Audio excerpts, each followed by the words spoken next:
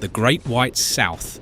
Ice as far as the eyes can see. The American outpost number 31 in Antarctica has a fluffy four-legged visitor. But what could man's best friend be hiding? The Thing, an alien life form that assimilates and perfectly imitates organic life forms. It doesn't just feed, it blends in. Imagine a monster that you wouldn't know you're infected by unless tentacles pierce out of your body. The Thing creeps slowly but surely into the members of the Outpost 31. Paranoia and chaos ensue as the crew turns on each other. Friends enjoying a card game a day ago in the recreation room eye each other with suspicion. Their numbers dwindle from 12 to 9 to 6 until there are only 2 left. Following the events of John Carpenter's 1982 cult classic, The Thing, US pilot R.J. MacReady and Chief Mechanic Childs are the 2 exhausted survivors of the American outpost number 31. Who will get to them first, the cold or the Thing? Let's dive into the Dark Horse comics for an answer. Before we get into a detailed analysis, this video will deal with the Thing from Another World comic series, which continues directly from the movie. The first book is titled The Thing from Another World, with 2 issues written by Chuck Farrar, with art by the legendary John Higgins, followed by The Thing from Another World, Climate of Fear, comprising 4 issues written by John Arcudi and penciled by Jim Somerville. The series epically concludes in The Thing from Another World, Eternal Vows, written by David DeVries and penciled by Paul Gulacy. Then we will take a look at an alternative storyline titled The Thing from Another World, questionable research that doesn't account for the events in the preceding comic series, and a standalone Viking story titled The Thing, The Northman Nightmare, written by Steve Niles with art by Patrick Reynolds that took place before the movie and serves as a prequel to the entire story.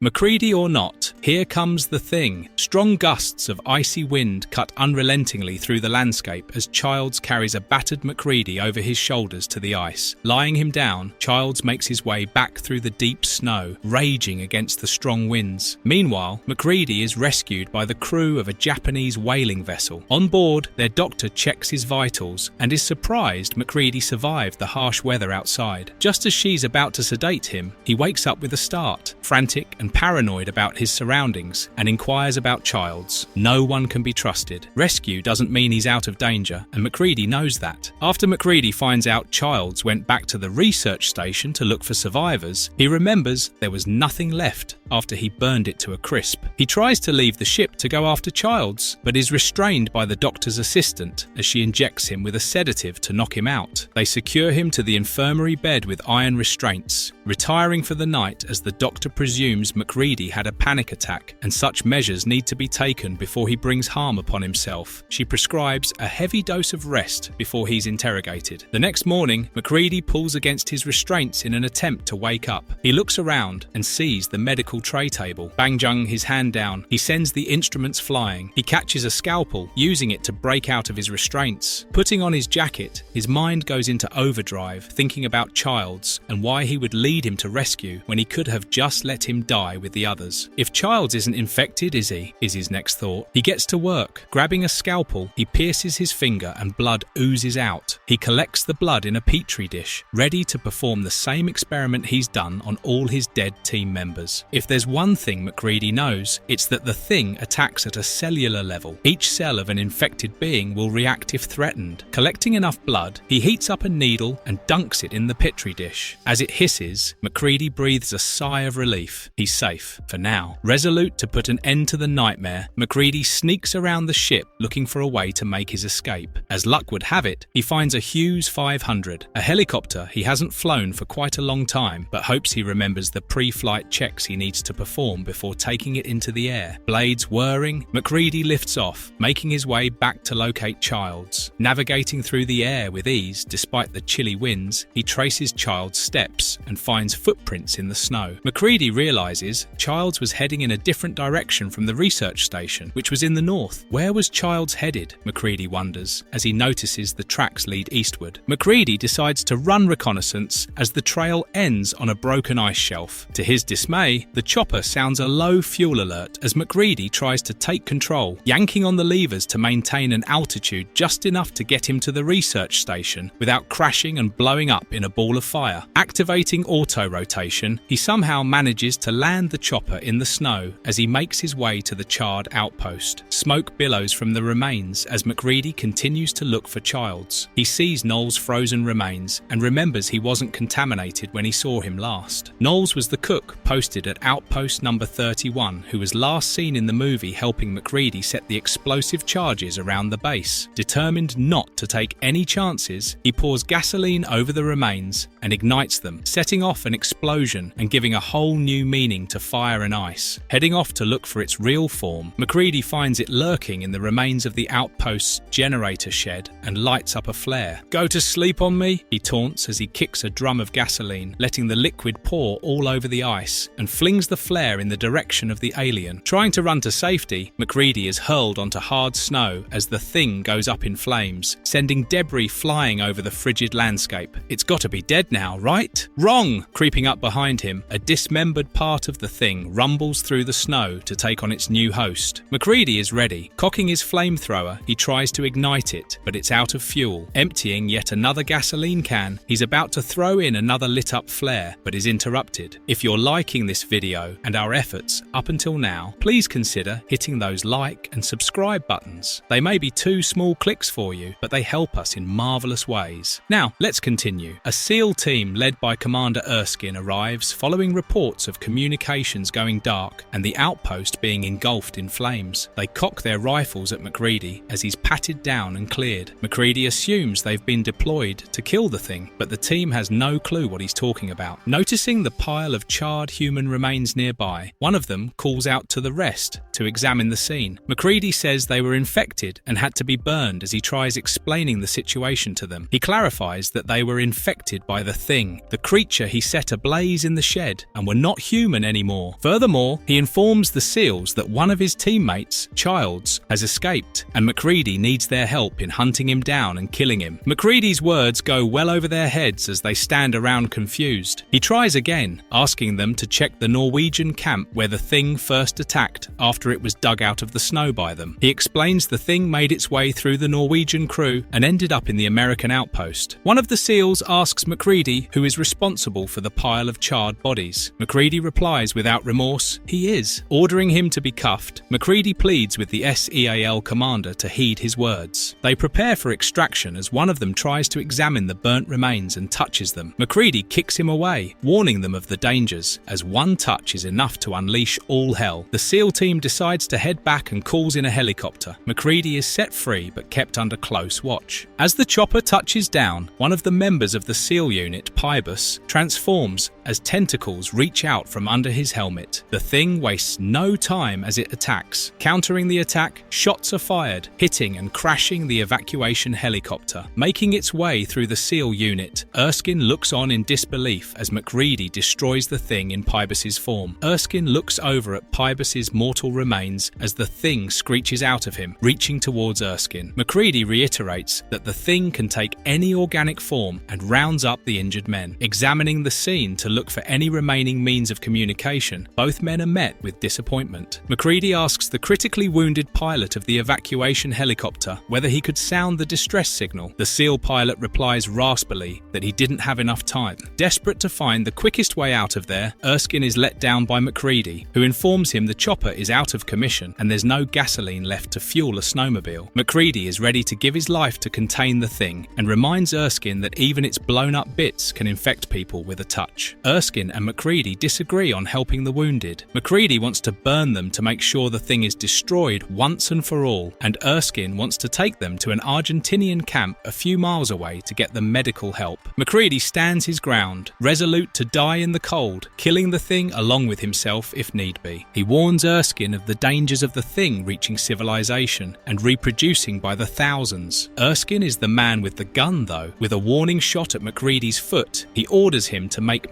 makeshift stretchers to carry the wounded over to the Argentinian outpost. MacReady's got no choice. The two men begin their journey, dragging the injured men behind them. MacReady stops suddenly, declaring one of the wounded men is dead as he marks the spot with a makeshift flag torn from the SEAL's uniform. They move on with Erskine as the guide, relying on his compass. As they make their way over a pass, Erskine is disappointed as there's no outpost in sight. MacReady tells Erskine he was going the right way, but chose the incorrect pass. Hearing this, Erskine attacks MacReady in a rage, blaming him for their losing their way. As the two men exchange blows, MacReady tells Erskine he had no choice. Erskine thinks MacReady has been infected, as he wants to stay in the ice and wait to be rescued. They pull their weapons on each other as the Argentinians arrive, cocking their rifles and inquiring about the situation. One of them comes in between MacReady and Erskine and asks them to lower their weapons. Taking off their hood, he reveals himself as Childs. Is this a happy reunion or the beginning of a new nightmare? Listen on to know.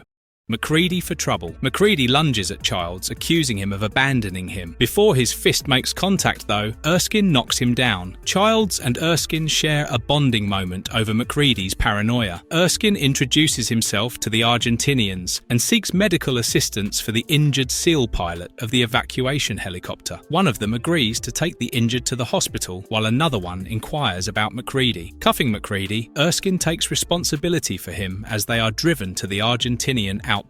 On the drive there, MacReady interrogates Childs, asking how he ended up with the Argentinians. Childs calmly explains he left MacReady on the ice to be rescued after their outpost went up in flames and MacReady lost consciousness. As he tried to navigate back to the outpost to alight the mortal remains of their fellow crewmates, he lost his way and was rescued by the Argentinians and brought to their camp. MacReady doesn't believe him and asks Childs for reassurance. "How do I know you aren't contaminated?" he asks accusatorily. Childs simply points out that MacReady would be dead if that were the case, and asks him what went down at the outpost with Commander Erskine and the SEAL team. Giving him a rundown of the situation, Childs wants to know whether Erskine or the wounded guy is infected, because if they are, there are high chances MacReady is too. Realising he has no rebuttal, MacReady says Childs has to simply trust him. They reach the camp as MacReady is horrified by the size of the outpost. He's worried that if either of the three new humans entering the camp is infected, the thing would tear through the camp, causing more casualties than ever before. The Argentinians assure him they are aware of what went down at the American outpost and have taken safety precautions. Anyone entering the outpost undergoes a blood test before they are cleared to go inside. It's the one MacReady discovered and is the only medical test he knows. Erskine declines to take the test and seeks help in procuring comms instead. The Argentinians insist, telling him they'll give him what he wants once the test is complete, and ask him to hand over his weapon. Erskine refuses as the Argentinians cock their rifles in his direction, showing their resolve. He obliges as the medical team gets to work. First up is Childs, whose blood sample is collected in a petri dish and introduced to fire. If the collected blood lets out a hiss, that means it's human. If it reacts any other way, it's the thing. Childs is cleared. After hearing he's the only other person who's been exposed to the thing for a prolonged period of time, MacReady's heart skips a beat. He's cleared too, as the medical team moves on to testing the injured SEAL pilot. This time, the blood doesn't let out a hiss. Instead, it leaps out. Chaos ensues as the thing lets out a ghastly roar and rips through the injured SEAL pilot and the surrounding humans. Its tentacles reach out to MacReady, who dodges them. Childs tosses a rifle to MacReady, and MacReady shoots at the thing. Screeching as it's being attacked, it breaks through the outpost's medical hut, running away to hide in the snow. MacReady, Childs and Erskine decide to go after it to destroy it. They request the Argentinian commander for more men to help them and ice demolitions for their mission. Time's not on their side as nightfall is nearing. They need to get to work fast. Accompanied by Argentinian troops, the men set out on a snow tractor. On the open ice, they notice an anomaly. Upon inspection, they see a dismembered and ravaged corpse lying in the snow. Erskine wonders whether the creature dragged its host all the way way out into the open snow for a feast. MacReady says it wasn't feeding, but trying to transition into the form of its host, and ran out of time. Now, it will retire to the ice for the night. Childs makes short work of the remains, pouring gasoline over them as MacReady ignites it. Erskine hurries them as he's anxious to get back to the Argentinian base to call in for rescue. The Argentinian accompanying them warns of the fissures in the ice, which would endanger their lives if they all travel in the tractor, as the snow wouldn't be able to take the weight. They decide to walk. Erskine argues they should wait for the thing to surface and kill it. MacReady says they'd freeze if they wait any longer, and leads the way past the creviced ice on foot, deciding to come back the next morning to resume the search and destroy the thing. As they're walking on thin ice, literally, the ice sheet breaks from under their feet, and Childs falls under. MacReady lights up a flare. Calling out to Childs, he checks whether he's all right, and soon gets a response in the affirmative. "Throw me down a rope," he shouts. Irked by the fire of the flare, the thing suddenly attacks as MacReady launches a grenade into its mouth. He manages to pull Childs back to safety just before the thing blows up, leaving a crater in the ice. Erskine hurries them as they get into the tractor and, with a sense of urgency, asks the Argentinian driver how long it'll take to reach the outpost.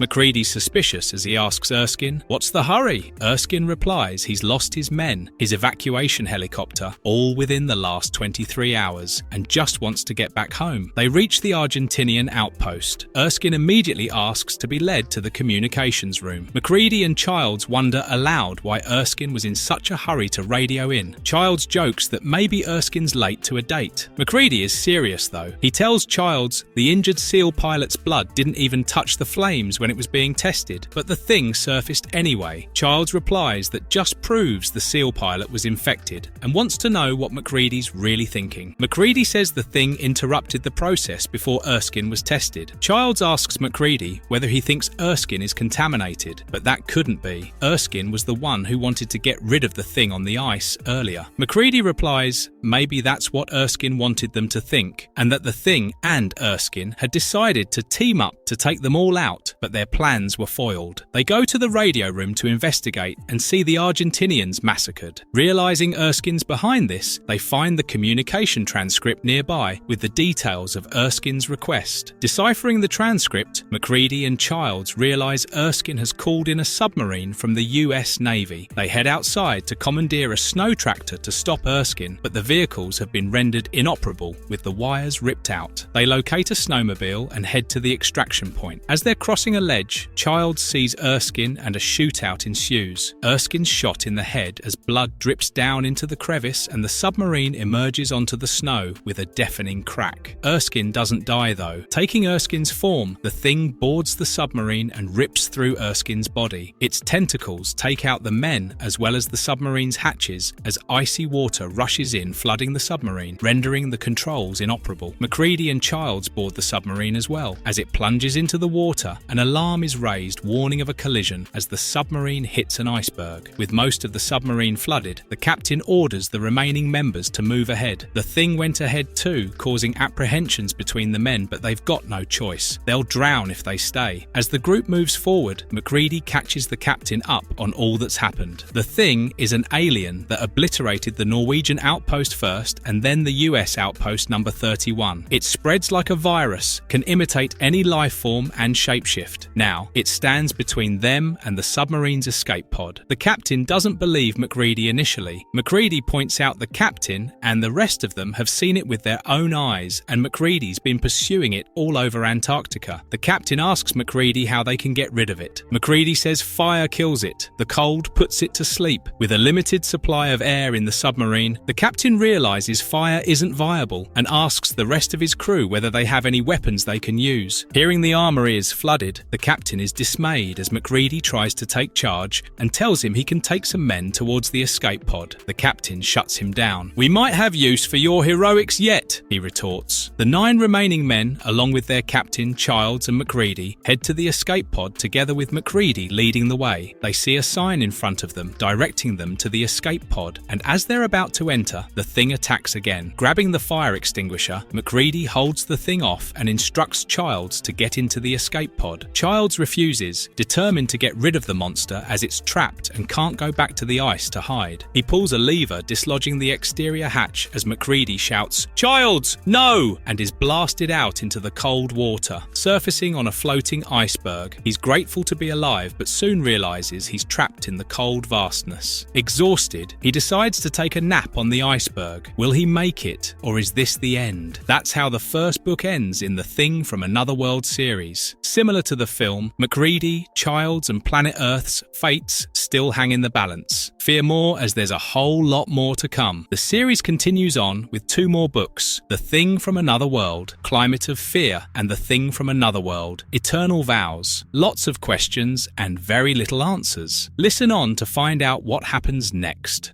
The Silence of the Lambs. Not quite. MacReady lies almost unconscious on the block of ice as the Argentinian troops arrive to rescue him. Readying an ice anchor to pull in the iceberg MacReady's on, one of them warns the one yielding the anchor to proceed with caution to avoid the sharp blades hitting MacReady. With precision, the anchor hooks onto the iceberg as MacReady's reeled in. He mutters he's tired and just needs some rest before continuing on. An Argentinian dismisses his mutters, calling him silly, as they decide to get him back to the camp as soon as possible. As MacReady's loaded onto the tractor for transport, a sea lion barks nearby. Seeing an injured sea lion, one of them takes pity and tries to pull it out of the water. He's immediately attacked as the Thing emerges from the sea lion. MacReady wakes up screaming on a hospital bed as the doctor tries to calm him down. He grabs the stand his IV fluids are hung on and warns the doctor and his assistant to stay away from him. MacReady attacks the assistant with the pole and makes a run for it as the doctor calls out to him. MacReady throws the stands, surprising the guards, and jumps out through a window. He lands on grass, and instead of being relieved he's not in the harsh, icy continent, he is overcome with dread. The guards pull their rifles on him. The doctor orders him to put his hands on his head and stand up slowly as the guards are pretty tired of his behaviour. She warns him not to make any sudden moves. "I get the picture, lady," MacReady says impatiently, and wants to know where he's been brought. The doctor tells him he'll first get his wounds tended to, and then wants to know. She's interrupted as MacReady demands not to be touched. The doctor argues he's being absurd as he is in need of medical care. MacReady snaps back, saying he doesn't care how many guns are pulled on him. If anyone tries to touch him, he'll either kill them or be killed. The doctor agrees, asking him to go back inside. Inside, MacReady's bandaging his hands as the doctor tells him they're in a former military base, 15 miles south of the Bahia Thetis Bay on the Tierra del Fuego Peninsula in Argentina. She goes on to say that when MacReady was found, he suffered life-threatening frostbite and had to be transported to a warmer climate for any chance of survival. MacReady asks the doctor whether she was at the Argentinian camp in Antarctica. She replies in the affirmative, saying MacReady needed a doctor while he was being transported, and she stepped up. MacReady can't believe it. He accuses the doctor of being well aware of the risk of infection and still choosing to endanger other lives. The doctor defends her stance, saying she knew the Thing was trapped in the US submarine which sank and is now dead. Nevertheless, even if the Thing was alive, the outpost is miles away from civilization and they could contain the infection. Moreover, they've all tested their blood, which had no traces of the infection. The doctor then gets up to help MacReady with the bandages. He recoils, telling the doctor he is sure the Thing hasn't died, that there's no way to contain the infection, and asks her why she insists on touching him. Sergeant Agapito teases her, telling her she should be more careful. She shuts him down. MacReady tells her she should listen to Agapito. He might be infected, and she doesn't seem to acknowledge the danger. Frustrated, the doctor calls Agapito outside the room and asks him to keep an eye on MacReady, as his frostbite could worsen if he doesn't rest. "I shall see to it that he sleeps well," Agapito resolves as Dr. Wiale walks away. At the dinner table, the members of the outpost discuss the Thing. One of them, Dr. Ertin, clarifies the infection spreads within seconds and turns into a new being. Dr. Stang replies he's only heard that through word of mouth and hasn't seen it for himself. Dr. Desiado asserts he has in the most gruesome way possible. Ertin questions the feasibility of Dr. Wiale's infection test and says that a virus that's capable of shapeshifting within seconds could adapt quickly. In response, Dr. Wiale says every cell of the Thing is a living entity. As soon as it's separated from the body, it doesn't retain its its link to the organism and its sole purpose is survival. The test is a surefire way to ensure the cells aren't contaminated. Ertin is not convinced, but moves on, saying he wishes to talk to MacReady as they're the only Americans in the outpost. Viale says she's unsure as he's quite worked up and wishes to spend some alone time with him to win his trust. Desiardo snidely remarks she would of course like that, as he's noticed her fawning over MacReady since he's arrived. Alarmed by his misanthropic remarks, Agapito commands Dr. Desiardo to apologize to Dr. Viale immediately. Desiardo, threatening violence, asks Agapito, who already has a bruise on his face, whether he wants another. This sends the sergeant in a rage as he knocks over a coffee cup and clenches his fists. Dr. Viale calms him down as he decides to let it go and check on MacReady. In his room, MacReady stares out the window watching the sheep pen closely. Sergeant Agapito relieves the guard standing watch outside and enters the room to make sure MacReady goes to sleep by any means possible. Seeing the window open, he thinks MacReady's escaped as he's ambushed and struck down. MacReady picks up the sergeant's rifle. At the dinner table, Dr. Ertin is annoyed by Desiardo smoking, and as soon as he says something about it, is asked to leave. The members are shocked by the sound of gunfire as they run outside to check. MacReady empties the sergeant's gun into the sheep in the pen, and as soon as he sees the rest, asks them to get him gasoline to set the carcasses on fire. The sergeant joins them and loads bullets into a rifle. Dr. Viale tries to stop him, but he shoots at MacReady anyway. Dr. Viale confronts him, and he comes clean, saying the bullets were in fact tranquilizer darts. He's kept his promise. MacReady will sleep tonight, he boasts. Agapito orders the troops to inform the cook and check whether any of the sheep's meat is salvageable. MacReady's carried inside as Viale warns the men to refrain from making contact with his skin. Inside, MacReady's resting on a hospital bed as Ertin asks Dr. Viale whether her patient will be alright. She replies he'll recoup physically from the tranquilizers, but his mental health is worsening. Ertin replies she's understating that as the 10 slain sheep are proof enough of his craziness. Dr. Stang, on the other hand, is disappointed he's going to get mutton for his meals till the near future. Outside, the outpost cook Pablo is butchering the dead sheep for meat. One of the sheep who survived the ordeal, Yosito, places its head on Pablo's lap,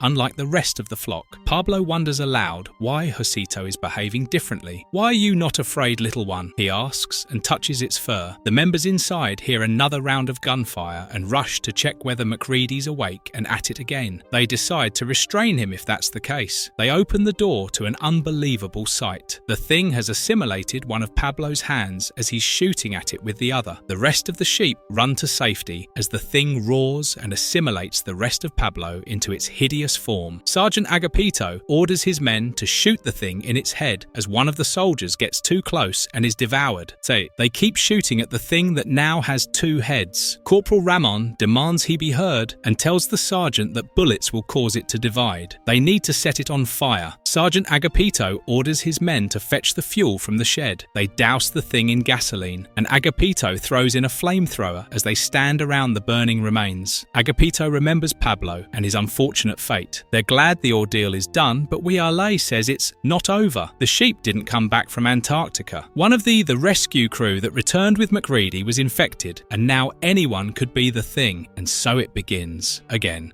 The thing about trust and flamethrowers. Paranoia creeps through the environmental research team stationed at Tierra del Fuego. After their encounter with the thing, fear grips them as they exchange suspicious glances, sitting around a fire. Tired of waiting, Dr. Viale exasperatedly says they should conduct the infection test and move on, eerily similar to the members of the US outpost in John Carpenter's The Thing. This crew also argues amongst themselves, each suggestion met with suspicion. Dr. Viale suggests they conduct the test themselves after one of them points out she could infect them as soon as she touches their arms to extract blood. This is shot down too, as Desiardo points out that if she's infected, the needles or scalpels she would hand them would contain microscopic traces of tissue that could infect the others as soon as they touch it. Sergeant Agapito bats for Dr. Viale, vouching for her humanity. Dr. Desiardo suggests sending out a rescue signal. He's ridiculed and called names as that would would endanger the rescuers as well and increase the risk of exposure. Dr. Ertin wonders aloud whether Deseado is the thing as another argument breaks out. Sergeant Agapito accuses him of disappearing during the shootouts. Deseado replies he was simply avoiding the gunfire as he thinks it's prudent to do so. Dr. Wialai calms them down, suggesting they head back inside to their respective rooms. Dr. Ertin replies he'll stay outside and is joined by the rest of the crew. As dawn breaks, everyone apart from Deseado falls asleep. He gets up from the log he was sitting on and is immediately questioned by Sergeant Agapito. "Where are you scurrying off to, Doctor?" Agapito demands. Deseado says he's heading to the washroom inside and retorts that while the sergeant would be fine relieving himself in public, he would not. Agapito angrily charges at Deseado with his rifle, warning him of the consequences of his words. Dr. Wiale asks him to lower his weapon. The sergeant complies. Deseado makes another insensitive remark about Agapito. Having had enough, the sergeant clenches his fists again and is warned by Deseado himself to refrain, as it wouldn't be prudent to strike with his bare hands if the thing is Deseado in disguise. He taunts Sergeant Agapito again, gloating about how he could take advantage of the crew's suspicions. To no one's surprise, well apart from Deseado's, his face makes contact with the back end of the rifle as he hits the ground. Standing over him, it's the sergeant's time to gloat as he sarcastically asks Deseado whether he was outwitted. Deseado calls him a savage as Sergeant Agapito turns around and laughs. Grabbing his gun from its holster, Deseado pulls it on Agapito,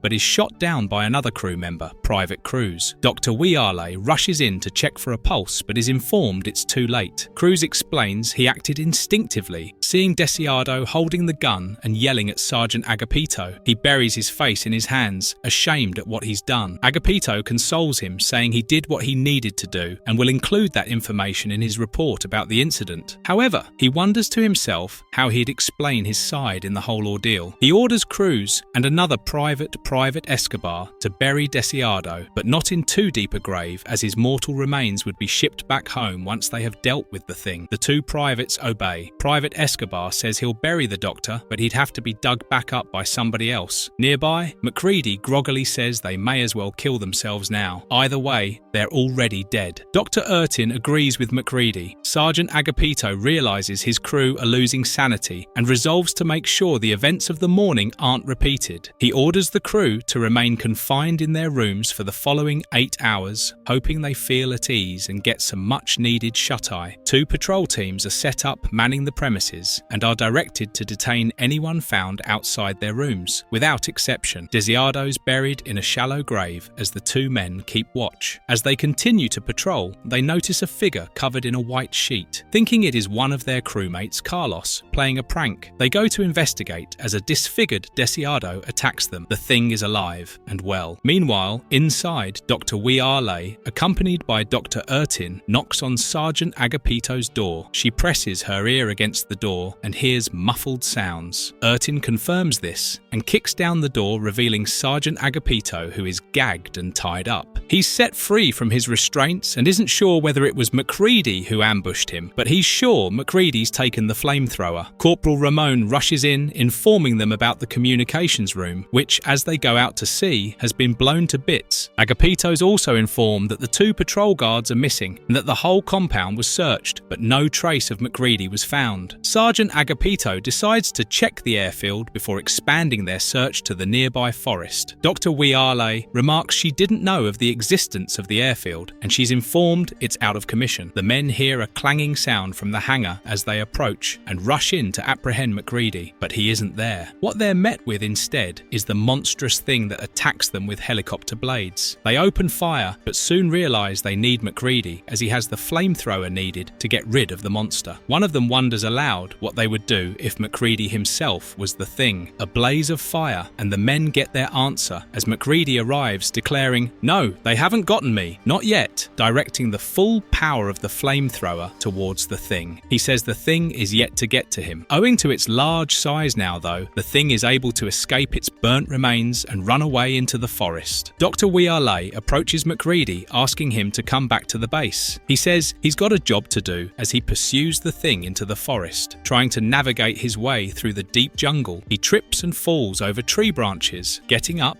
he wonders how he'll locate the thing. As he approaches a clearing, he sees the thing already being taken care of by another unit of soldiers. "Well, Colonel Sim, does this convince you?" the one yielding the flamethrower asks. Colonel Sim replies he finds it revolting. As the fire and smoke clears, MacReady sees a familiar face. "It can't be, but it is." Childs blasts the flamethrower, torching the thing. MacReady's relieved Childs got to the thing, otherwise it would have escaped. MacReady asks Childs whether he'll introduce him to his new crew. Childs says he's already told them all about MacReady, as they all head back to conduct a blood test. Due to multiple lacerations, MacReady's thumb has started scarring. He makes yet another cut, letting his blood spill out, asking Childs how he survived the submarine crash. Regarding the question of how Childs found him, it's a no-brainer, as the Argentinians at their Antarctica outpost must have given Childs that information. MacReady quickly asks him whether he actually survived, as nobody can be trusted. Remember? Childs tells him he was rescued by the Navy, who rushed in to check the wreckage. Dr. Wiale interjects, saying while she's happy with the testing they're going through, she's opposed to being held at gunpoint. Childs asks MacReady whether she's always that uncooperative. MacReady says they all are. Wishing him good luck, Childs holds the petri dish containing MacReady's blood over an open flame. As soon as the blood makes contact, it reacts, jumping out of the dish and onto the floor. Could it be? Is MacReady? Did it finally?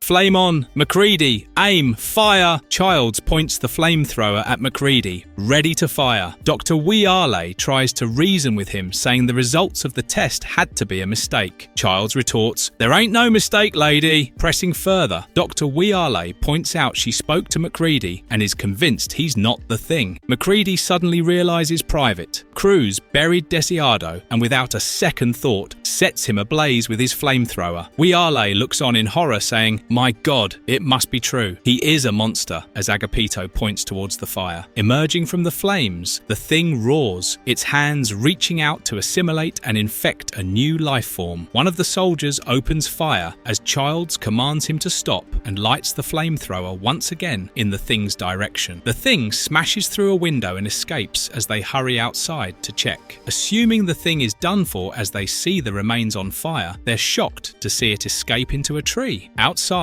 Dr. Wiale tells Childs that MacReady's actions prove he's not the thing. Childs informs her the thing has attacked itself before and soon realises MacReady is nowhere to be found. Dr. Wiale asks him to hear her out, but he's heard enough. Angrily, he tells her to back off. Colonel Sim joins them, telling them he knows MacReady has fled and he's putting together a search and destroy team. He commands Childs to continue with the blood tests. Meanwhile, in the woods, MacReady is shaken up by the results. He thinks to himself he can't be the monster. He would know if he was. He keeps reminding himself of his humanity and decides to get as far as he can, knowing he'll be pursued in numbers. He hopes to find the aircraft they used for transportation to the peninsula and soon realises that is quite impossible in the deep neck of the woods. On foot, he'll try to get as far as possible, but knows he'll be found sooner or later. Back at the base, the remaining blood tests are underway and the Argentinian crew are ordered to stay in their respective rooms. Dr. Ertin protests, saying they've all been cleared and there's no need for that. Childs says it would make protecting them easier. Sergeant Agapito asks for their weapons back. Childs reminds him guns are useless against the thing. Agapito points to the flamethrower and requests that instead. Childs tells him they don't have extras and asks him to calm down as they're safe. Agapito tells Childs he doesn't feel safe as the rest of them are called for testing. While Childs and Agapito argue, one of the Argentinian soldiers' face melts, revealing they're in fact not as safe as Childs led them to believe. Seeing the thing trying to escape, Childs fires up the flamethrower again, engulfing the hut in flames as the Argentinians make their way outside. As they look on helplessly at their burning medical hut, Dr. Stang tells Childs they would feel much safer if their base wasn't burnt to the ground. Meanwhile, in the forest, Commander Sim, along with his unit, look for MacReady. He gets in touch with the USS Buffalo, a Navy vessel commissioned off the Tierra del Fuego coast, and requests them to keep an eye out for any requests of F-14 fighter jets. One of them points out that MacReady, if infected, could touch the trees around them, turning the trees into the thing. Another soldier, Stan, replies he doesn't think the thing contaminates plants, even though plants are living beings. The first soldier asks Stan why he thinks so, and Stan plainly replies they would have already been dead if the trees were infected. While While the soldiers pursue him on foot, MacReady's hiding in a branch. A squirrel approaches him as he boasts about how he's outsmarted the Navy. Reaching out to pet the squirrel and apologizing for not bringing it any food, MacReady soon realizes he shouldn't touch it and decides to conduct his own makeshift test. Reasoning with himself that ashtray his blood was collected in was contaminated by Deseado, he punches the tree trunk. Blood trickles down from his knuckles onto the branch as he aims his flamethrower at the pool of blood. Setting it on fire, MacReady waits. Back at the base, Agapito is agitated by his confinement. He mutters how the Americans initially asked them to have faith in them without reciprocating the same, and proved they can't be trusted after all by confiscating the Argentinians' weapons. He decides to take matters into his own hands as the Americans have disappointed him. Taking out a machete from under his bed, he decides to confront the Americans and get to the bottom of the matter. In her room, Dr. Wiale thinks about MacReady. She doesn't want to believe he's been infected and holds on to the diminishing hope of him being human and returning to the outpost. It's clear she has feelings for him as she sheds a tear for him. Hearing 3 taps on her window, she opens it to Agapito, telling her he's suspicious of the Americans' intentions behind keeping them cooped up in their quarters. Wiale points out Agapito did that too the night before. Agapito defends his actions, saying he took those measures as they didn't know who was infected and who wasn't. But now they do. They've cleared the blood test, but aren't being let out. Dr. Wiale tries reasoning with him, telling him another test could be performed as they need to take extreme measures to ensure the thing doesn't reach the general population. Agapito disagrees with her, telling her he thinks the Americans have other intentions and he's resolved to find them out. Exasperated, she snaps at him and tells him to quit acting tough. Pointing to his machete, she asks whether his plan is to go against the armed Americans with a single blade. Realizing the doctor thinks that little of him, he angrily sets off to take care of it himself. Dr. Wiale regrets her words. Remembering Agapito had been nothing but kind to her all throughout, and she reciprocated by treating him just like the other members of the base do. She decides to go after him, realizing she will feel extremely guilty if he's hurt. Wiale tries to go after Agapito, but loses sight of him. A few minutes later, she hears someone whisper to her from the bushes. Assuming it's Agapito, she asks him for forgiveness and admits the entire ordeal is taking a massive toll on her. Turns out the voice was MacReady. Dr. Wiale doesn't alert the others as MacReady tries to reassure her he's human like her, but checks himself, realizing he doesn't know that for a fact. She reminds him it was his blood that leapt, similar to the behavior of the thing. MacReady tells her the tray must have somehow been tampered with, that he performed a test of his own and it came back negative. Wiale is still skeptical as MacReady agrees to perform another test, proving he's not infected, on one condition: he needs food. MacReady says the numerous blood tests are making him dizzy as he cuts open his knuckles again and blood oozes out. A mysterious voice from behind ominously tells him to stop worrying as he won't need to undergo any further testing. MacReady turns around and sees Childs, expressing his relief and happiness upon seeing his best friend. "Really? I wouldn't be if I were you," Childs responds. MacReady clarifies he's human and tells Childs that his blood sample must have been contaminated in some way. Childs coldly says he knows. Confused, MacReady asks him how. Childs half transforms into the monstrous form of the thing and hisses, confessing he contaminated MacReady's blood sample. The thing can now communicate. Oh, it's also wielding a flamethrower, the only thing that can destroy it.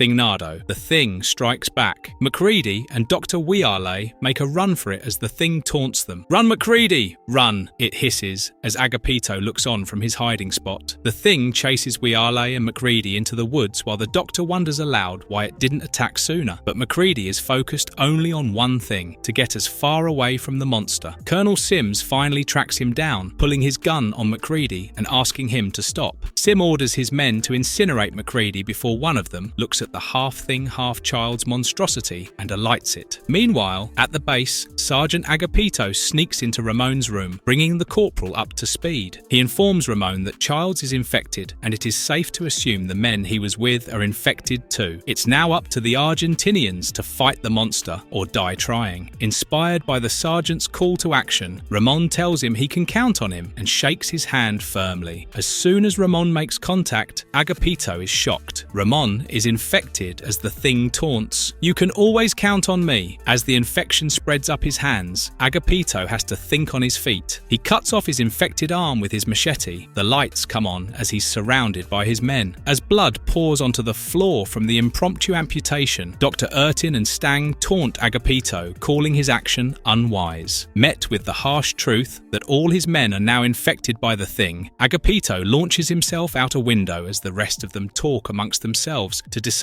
whether to pursue him or not. They realise it would be futile as they have other important tasks at hand. Back in the forest, overlooking the burnt remains of the thing, Sim recalls the monster bearing a similarity to Child's. MacReady points out it wasn't Child's, but the creature using Child's body as a host. Sim also realises there were a lot of times his men were left alone with the monster, and that Child's was responsible for conducting the blood tests. He suddenly remembers MacReady's blood test results and approaches him accusatorily with his gun. MacReady holds his hands up, asking the colonel to let him make his case first. Childs must have put his finger into the petri dish with MacReady's blood sample, thereby falsifying the results. Sim then asks MacReady how Childs cleared his own test, to which MacReady replies, since the same test was used and Childs stayed in contact with the petri dish the entire time, he was able to manipulate the blood cells. MacReady suddenly realises that the blood test he came up with to differentiate the thing from the living is now obsolete. Sim ponders the need for a new test, otherwise they'll have to kill everyone back at the base and leave the rest up to God. Dr. Wiale suggests bringing in backup, but Sim shuts her idea down, saying they have to lock the area down, ensuring no one comes in or can leave. As they're conversing, they notice Dr. Stang running towards them. Sim's men point their guns at him, telling him to stop. MacReady holds the doctor's hand, asking her to seek cover. The doctor asks him why skeptically. MacReady says he has a feeling something bad is going to go down as the two of them rush to take cover. As Dr. Stang approaches with no signs of slowing down, Sim orders his men to open fire. Kaboom! An explosion ensues. "Oh God, my ears!" Dr. Wiale exclaims, horrified as MacReady, who is unfazed, tells her her ears won't stop ringing. She asks him what actually happened as MacReady explains Dr. Stang, or rather, the thing in Stang's disguise, had rigged itself with dynamite as it knew the colonel would shoot if it came close. Realising the thing tried to end itself, Dr. Wiale asks whether it was a suicide mission. MacReady confirms, saying the Child's thing tried to do a similar thing with Colonel Sim and his men, trying to delay them. MacReady tells the doctor they should leave using the Navy's getaway chopper. Dr. Wiale reaches out to fulfill her Hippocratic oath as MacReady pulls her back, saying it would be of no use. He coldly says nothing could have survived the blast, and if anything did, it wouldn't survive for too long. Sim survives long enough to send out a message to the Navy base Buffalo. Morning arrives as MacReady and Dr. Wiale approach the decommissioned airplane hangar where the thing, in its true form, was last seen. MacReady tells the doctor she can turn around and leave if she wants to, but he's not going back, as it's clear everyone back at the compound is contaminated and there's no one to save. Dr. Wiale accuses him of running away. MacReady snaps back, saying the base Sim and his men were deployed from is better suited to handle the situation. As the two enter the hangar, Dr. Wiale notices a pungent gasoline smell. MacReady says it could be airplane fuel. He looks inside to see the infected men surrounding a fully assembled jet ready for transport. Overwhelmed, MacReady is ready to give up as he's one man against an army of the things. Dr. Wiale tries to encourage him, but MacReady is tired of fighting. He asks the doctor what they can do. A familiar voice from the shadows says they should fight. "We fight and we win," Agapito proclaims with a gasoline can in his only good hand. Seeing his amputated arm in a blood-soaked bandage, Dr. Wiale rushes to examine it. Agapito stops her in her tracks, telling her she can check it later once they stop the thing and if they're still alive. He asks for her help in pouring gasoline all over the hangar. MacReady mocks Agapito, calling him delusional, and tells him that he should seek medical attention. An argument breaks out between the two men as Agapito snaps at MacReady for brushing off his commitment to the cause and calls MacReady a coward. MacReady turns away, saying he doesn't care what Agapito thinks, as the sergeant has no idea the ordeal he has been through. Agapito concurs, telling MacReady he too has no idea what he's gone through. He lost his arm to the thing and quite possibly his life, as he doesn't know whether he's infected or not. Agapito is determined to not give up his world or his humanity without putting up a fight. Agapito asks asks MacReady to leave as he's tired of his pessimism. Agapito gets to work, pouring gasoline all over the hangar's perimeter as MacReady walks away. He asks Dr. Wiale to fetch him another can from behind the hangar and to get one for herself as well so they can work faster. Dr. Wiale tries to yank the can of gasoline from Sergeant Agapito's hand, resolved to examine his amputated arm. MacReady returns with 2 gasoline cans, one in each hand, repeating the sergeant's words. "Time enough for that later, Doctor, if we survive." Soon, Sergeant Agapito and MacReady start working together, emptying cans of gasoline around the hangar. Agapito flicks his lighter open and lets the gasoline do the rest. The trio flee to take cover from the explosion. Disoriented by the blast, Dr. Wiale realizes the ground is still shaking. The thing emerges with an even louder roar and attacks Sergeant Agapito and MacReady. The 3 remaining humans run away towards the research station, hoping to find weapons. "Agapito will never be able to make it like this," Dr. Wiale declares as she supports his weight on her shoulders. MacReady tells them to go the other way as he decides to keep running towards the compound. He almost makes it before hearing the all-too-familiar roar of the thing. Meanwhile, overhead, an airstrike team arrives while the pilots debate the necessity of the napalm strike that Sim ordered. Their doubts are soon cleared as they locate their target. On the ground, the thing, now a huge spider-like monster, makes its way towards MacReady. He stands up to the monster, taunting it to kill him as he is unarmed, without even so much as a matchbox. MacReady notices the strike team whoosh overhead as they drop bombs on the thing, engulfing the entire base in a wall of flames. Agapito, Dr. Wiale, and MacReady look on as the flames burn. The doctor asks MacReady whether it's over, but he has no answer. Instead, he asks Dr. Wiale to check on Agapito while they wait for rescue. That's how the second book, The Thing from Another World, Climate of Fear, ends in a new setting, but with the same sense of dread and paranoia. The Thing has a clear enemy now in MacReady, that's for sure. In the next and final book of the same series, The Thing from Another World, Eternal Vows, we'll find out whether it's really over or an even worse nightmare is about to unfold.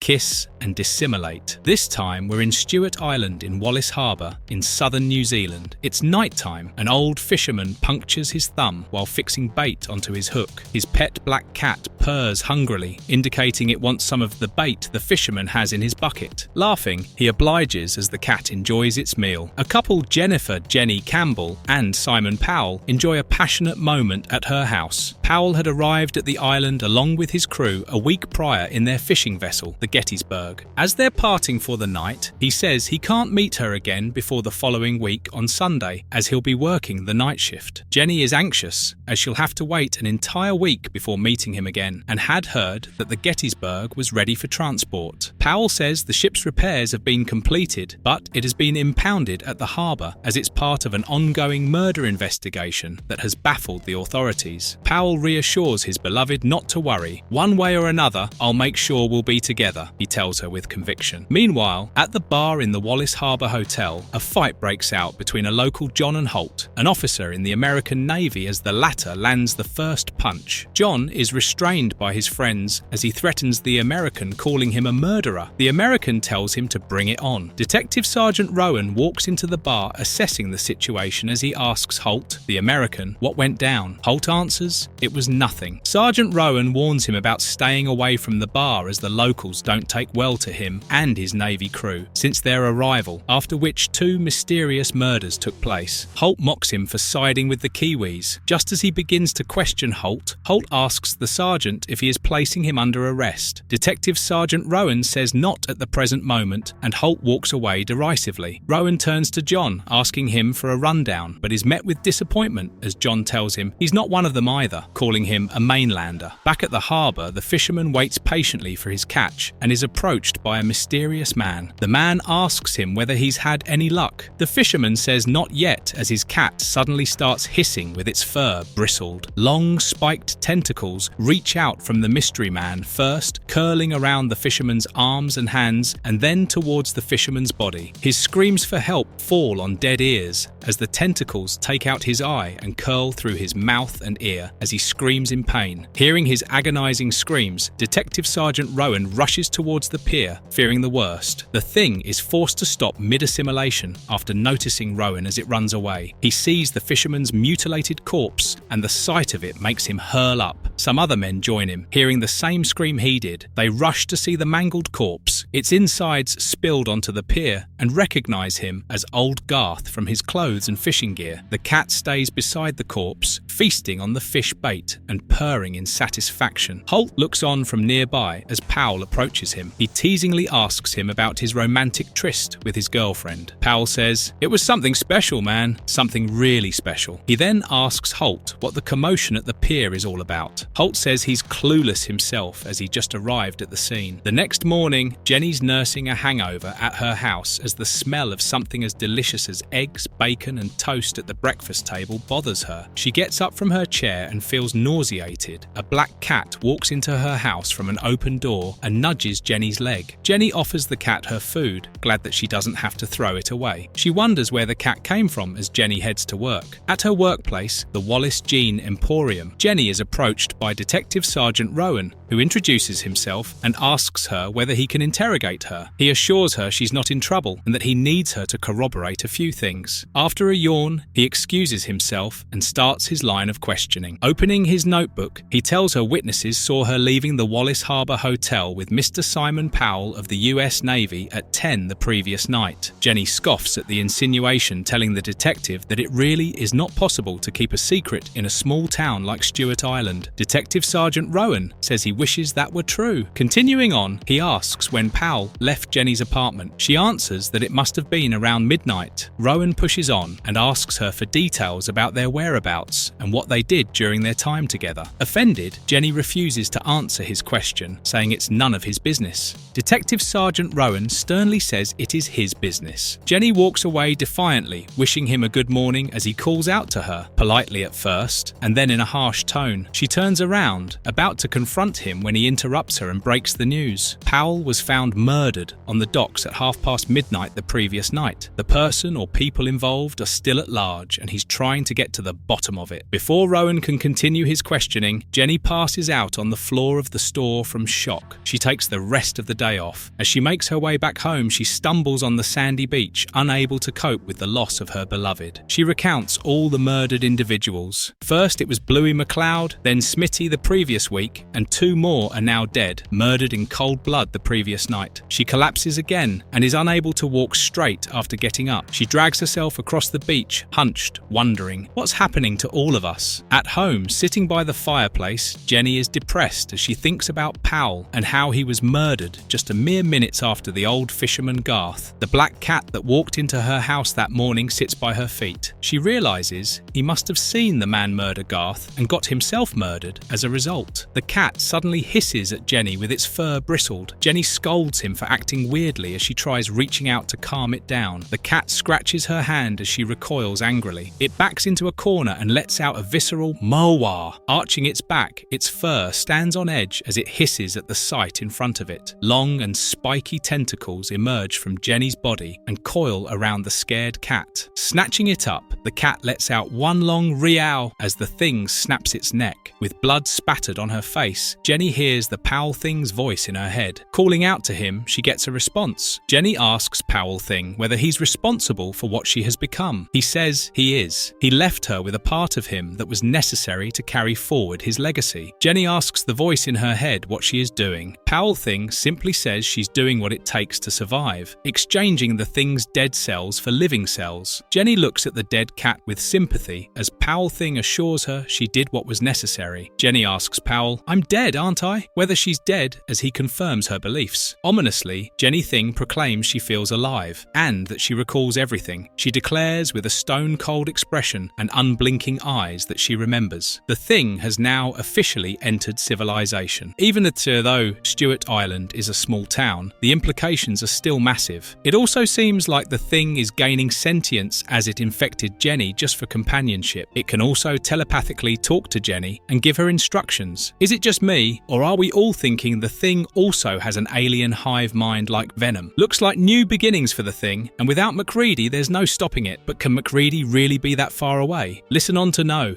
Blood, sweat, tears, and tentacles. At the Wallace Harbour Hotel's bar, the Gettysburg's crew are on edge following the death of Powell, their shipmate. They ask Holt to wait for them, as it would be more prudent to travel in a group. Holt tells them he'll be fine, as Michaels points out the dangers of walking alone given the indiscriminate murders that have already taken place. Holt brushes his worries aside, saying it will take him a mere 5 minutes to their ship and that he'll be fine. Confident in his own strength to take down anyone who tries to mess with him, he steps out onto the alley. Holt hears a woman cry for help nearby and approaches her. The woman almost instantly embraces him, asking to be held as Holt says, "Sure, anything to be of service." The woman, who is actually Jenny, infected by the thing, changes her demeanor from damsel in distress to predator as her eyes change color and spiked tentacles emerge from her body, curling around Holt's arms. She tries to pierce through his flesh, but is initially confused as to why she can't consume him. She soon realizes her prey isn't Holt and bursts into laughter. Standing before her is her dead lover, Powell, as the thing had assimilated both Powell and Holt. Holt Thing quickly changes into Powell Thing and is equally elated to be reunited with his girlfriend. He says he wondered how long it would take for them to find each other again. As they're walking away in a loving embrace, Michaels comes running after Holt and teases him for hiding the fact that he was to meet up with a girl. As Powell Thing turns to face Michaels has just about enough time to utter the word Powell before he's devoured by the thing. Michael's lifeless body lies in the alley in a pool of blood as Powell Thing walks away, saying Michaels was a good crewmate to both Holt and himself. If you've missed him, comment Flamethrower in the comments section under this video. If you haven't, well, it was about time anyway. MacReady finally arrives at the island in a helicopter. He lands the bird, grabs his gloves, jacket, and trusted flamethrower and makes his way into town. Back at her apartment, Jenny Thing tells Powell she was devastated when she heard the news of his passing. He apologizes for putting her through that. Jenny Thing says the mere thought of never seeing him again was too unbearable. And yet, when she awoke as the thing Powell Thing was there with her, in her mind, Powell Thing says it wasn't him, but Jenny Thing's own survival instincts that kicked in. He clarifies their love gave her a new life, and since his cells fused with hers, she heard his voice. Jenny Thing says she doesn't quite understand, as Powell Thing reassures her she will in time. Powell Thing asks her whether she ate anything since she woke up as the thing. Jenny replies, "Not much, a cat." He realizes she's starving as he was supposed to be her first proper meal. Jenny Thing replies she doesn't feel hungry, just exhausted. Powell Thing tells her to listen to him, to her natural impulse. The thing's metabolism works differently. Its cells rapidly weaken, deteriorate and die, and need to be replaced with the cells of living beings. Without warning, Powell Thing says, "Join with me," and punches through Jenny's stomach. His fist sinks all the way inside without tearing through her. Jenny obliges as she enters the alien hive mind. Inside, Jenny's confused after seeing pitch darkness with bubbles floating to the surface. Powell Thing clarifies he's showing Jenny Thing his life and who, or rather, what he was before he assimilated with the real Powell. He's sharing everything with her, their cells, their DNA, and even their memories. Seeing the Powell Thing as a fish first, Jenny Thing pokes fun at him, giggling. Powell Thing tells her to show some respect for her father, her creator, as she flirtatiously apologizes. Remember, in issue 2 of The Thing from Another World comic, Childs had trapped the thing inside the submarine's escape pod? We now know what happened to it. It sank to the bottom of the ocean and is now going to infect a poor fish that unfortunately happened to swim nearby. Jenny Thing says his memories aren't, as Powell Thing interrupts her questioning, "Human?" She says his memories aren't of food. The two communicate in broken sentences and words. The infected fish swims towards a fishing net thrown in by a fishing vessel as it is pulled aboard. The unfortunate seaman noticed the fish disguised as the thing made the mistake of reaching towards it. The thing reached out with its tentacles, consuming the man as Jenny Thing's mind reels with what it is seeing as the fish slowly assimilates with the man. At one point, the head was fish while the body stayed as man, prompting Jenny Thing to ask, "The man is the fish?" As Powell Thing calmly replies, "He, we are both." Meanwhile, MacReady arrives at the Wallace Harbour Hotel looking for a room. The receptionist assumes he has arrived on official business to help with the murders as he's American. MacReady says he's just a tourist and probes about the murders. The receptionist says 4 men died the previous week. 3 of them were locals and 1 was a crew member from the Gettysburg. MacReady asks him about the Gettysburg. The receptionist receptionist tells him it's the American fishing boat that docked into Wallace Harbour for repairs after the storm had severely damaged it. He further informs MacReady that murders began 2 days after the ship docked in. MacReady then tells the receptionist the locals must be wary of Americans coming into their island. The receptionist says most of them are, but the murder of the American seemed to ease some of their tensions, and for him, all he really cares about is business, and MacReady's money is enough for him. The receptionist hands him a pair of keys, and MacReady asks which one opens the door onto the street. The receptionist replies it is the golden one, but he wouldn't recommend venturing outside at night. MacReady clarifies he's just going to bring in his remaining luggage. The receptionist says it's his funeral, and MacReady shouldn't come back complaining. Outside the hotel, MacReady shivers, pulling his jacket closer to his body, complaining about the wind. He greets the 2 men at the door, who are Detective Sergeant Rowan and the Gettysburg's captain, Captain Banks. The 2 men enter the bar as Detective Sergeant Rowan declares a curfew from sunrise to sunset till further notice for both the townsfolk and the crew of the Gettysburg. He requests they retire to their respective hotel rooms and houses for the night. The barman refuses to comply, saying Rowan doesn't have the power to order them around. The detective sergeant pulls his gun, requesting the men again to leave. Mitch, another crew member of the Gettysburg, tries to plead with his captain. The captain shuts him down and suddenly realizes Holt and Michaels are nowhere to be seen. Mitch says they left to go back to the ship an hour ago. Captain Banks, who was just at the ship, assumes the worst as he didn't see them. At the alley, MacReady notices Michael's corpse. With his pocket knife, he takes a sample from the puddle of blood around the body, flicks his lighter on and puts the flame under the blade. As the blood evaporates, letting out a hiss, MacReady's convinced Michaels was human when he died. Detective Sergeant Rowan and Captain Banks arrive at the scene and see MacReady standing over the dead body. Assuming they found the culprit, Rowan pulls his gun and arrests MacReady. Meanwhile, back at Jenny's, the Jenny thing is still seeing the Powell thing's life journey. In her mind, she feels alone, confused, and misses her home in the water. The Powell thing says all his previous forms do too, and reminds her she can't go back to the water. She sees Powell thing light up a cigarette in her mind as Holt and Mitch ask him to accompany them for a drink. The Powell thing says he'll join them later and walks in the other direction down an alleyway. He approaches a man under the pretense of asking the time as tentacles reach out, stabbing the victim who groans in pain. Jenny Thing and Powell Thing communicate, going back and forth as she exclaims, "It's glorious," with Powell Thing, stating it's inhuman. She says, "Life," as Powell replies, "Continuation." The both of them say food together. Back in reality, Jenny Thing says food again and tells Powell Thing the memories he showed her of how he murdered his first victim make her feel both terrible for the man and wonderful. Unable to further clarify, Powell Thing chimes in saying it was necessary and reminds her she will need to keep absorbing living cells to keep herself alive. He warns her to just exchange her dead cells with the living cells of her victims, as even one living cell that returns to her victims can infect them and she will have competition. He instructs her to keep the town for herself and she will be fed for years. Jenny Thing is conflicted as she tells Powell Thing, "The whole town. Oh God, Powell." Powell Thing consoles her, saying her human nature is still at odds with the things. He wipes away a tear from her face, telling her, while she might be in pain now, the good times are yet to come. He promises to never leave her, and since they have bonded on a molecular level, they will be together till eternity, till death do us apart, he vows. At the Wallace police station, MacReady sits in a jail cell as Detective Sergeant Rowan checks out his alibi. MacReady arrived at Wallace Harbour 2 hours ago, as indicated by flight logs. Rowan admits MacReady is unlikely to have committed the murders, but that doesn't mean he's not guilty. He demands to know why MacReady's inquiring about the murders and what his intentions are. Initially, MacReady refuses to answer him. Rowan, however, is tired of the Americans and tells MacReady to leave the television jargon at home. MacReady is in New Zealand now, where he can't plead his Fifth Amendment and get away. MacReady complies and tells Rowan about the thing. "The killer is... it's a disease," MacReady says ominously. He goes on to say one of the Gettysburg's crew is carrying it, eliciting a reaction from Captain Banks. "What is this?" Captain Banks demands, as Rowan contemplates only a disease could cause the old fisherman's disfigurement. MacReady agrees with Rowan, saying the disfigurement is a temporary stage during the infection, and it was the medical reports of the fisherman that alerted him to the presence of the thing in Wallace Harbour. Captain Banks is still unconvinced. MacReady shuts him down, saying he's dealt with the thing before in Antarctica. Antarctica. He was stationed there working as a pilot for the US outpost, and the thing wiped out the entire base, leaving only 2 survivors. He was under the impression that the threat was neutralized, but he was wrong. Captain Banks asks him how the disease could have entered his ship. MacReady points out the Gettysburg is a fishing vessel, and one of the infected fish must have gotten to the crew. Appalled, Banks dismisses MacReady, but Rowan is convinced. He orders the Gettysburg's crew, including the captain and cargo, to be placed under quarantine till MacReady's theory is tested. At Jenny's, Holtthing gets dressed to leave, while Jennything is asleep.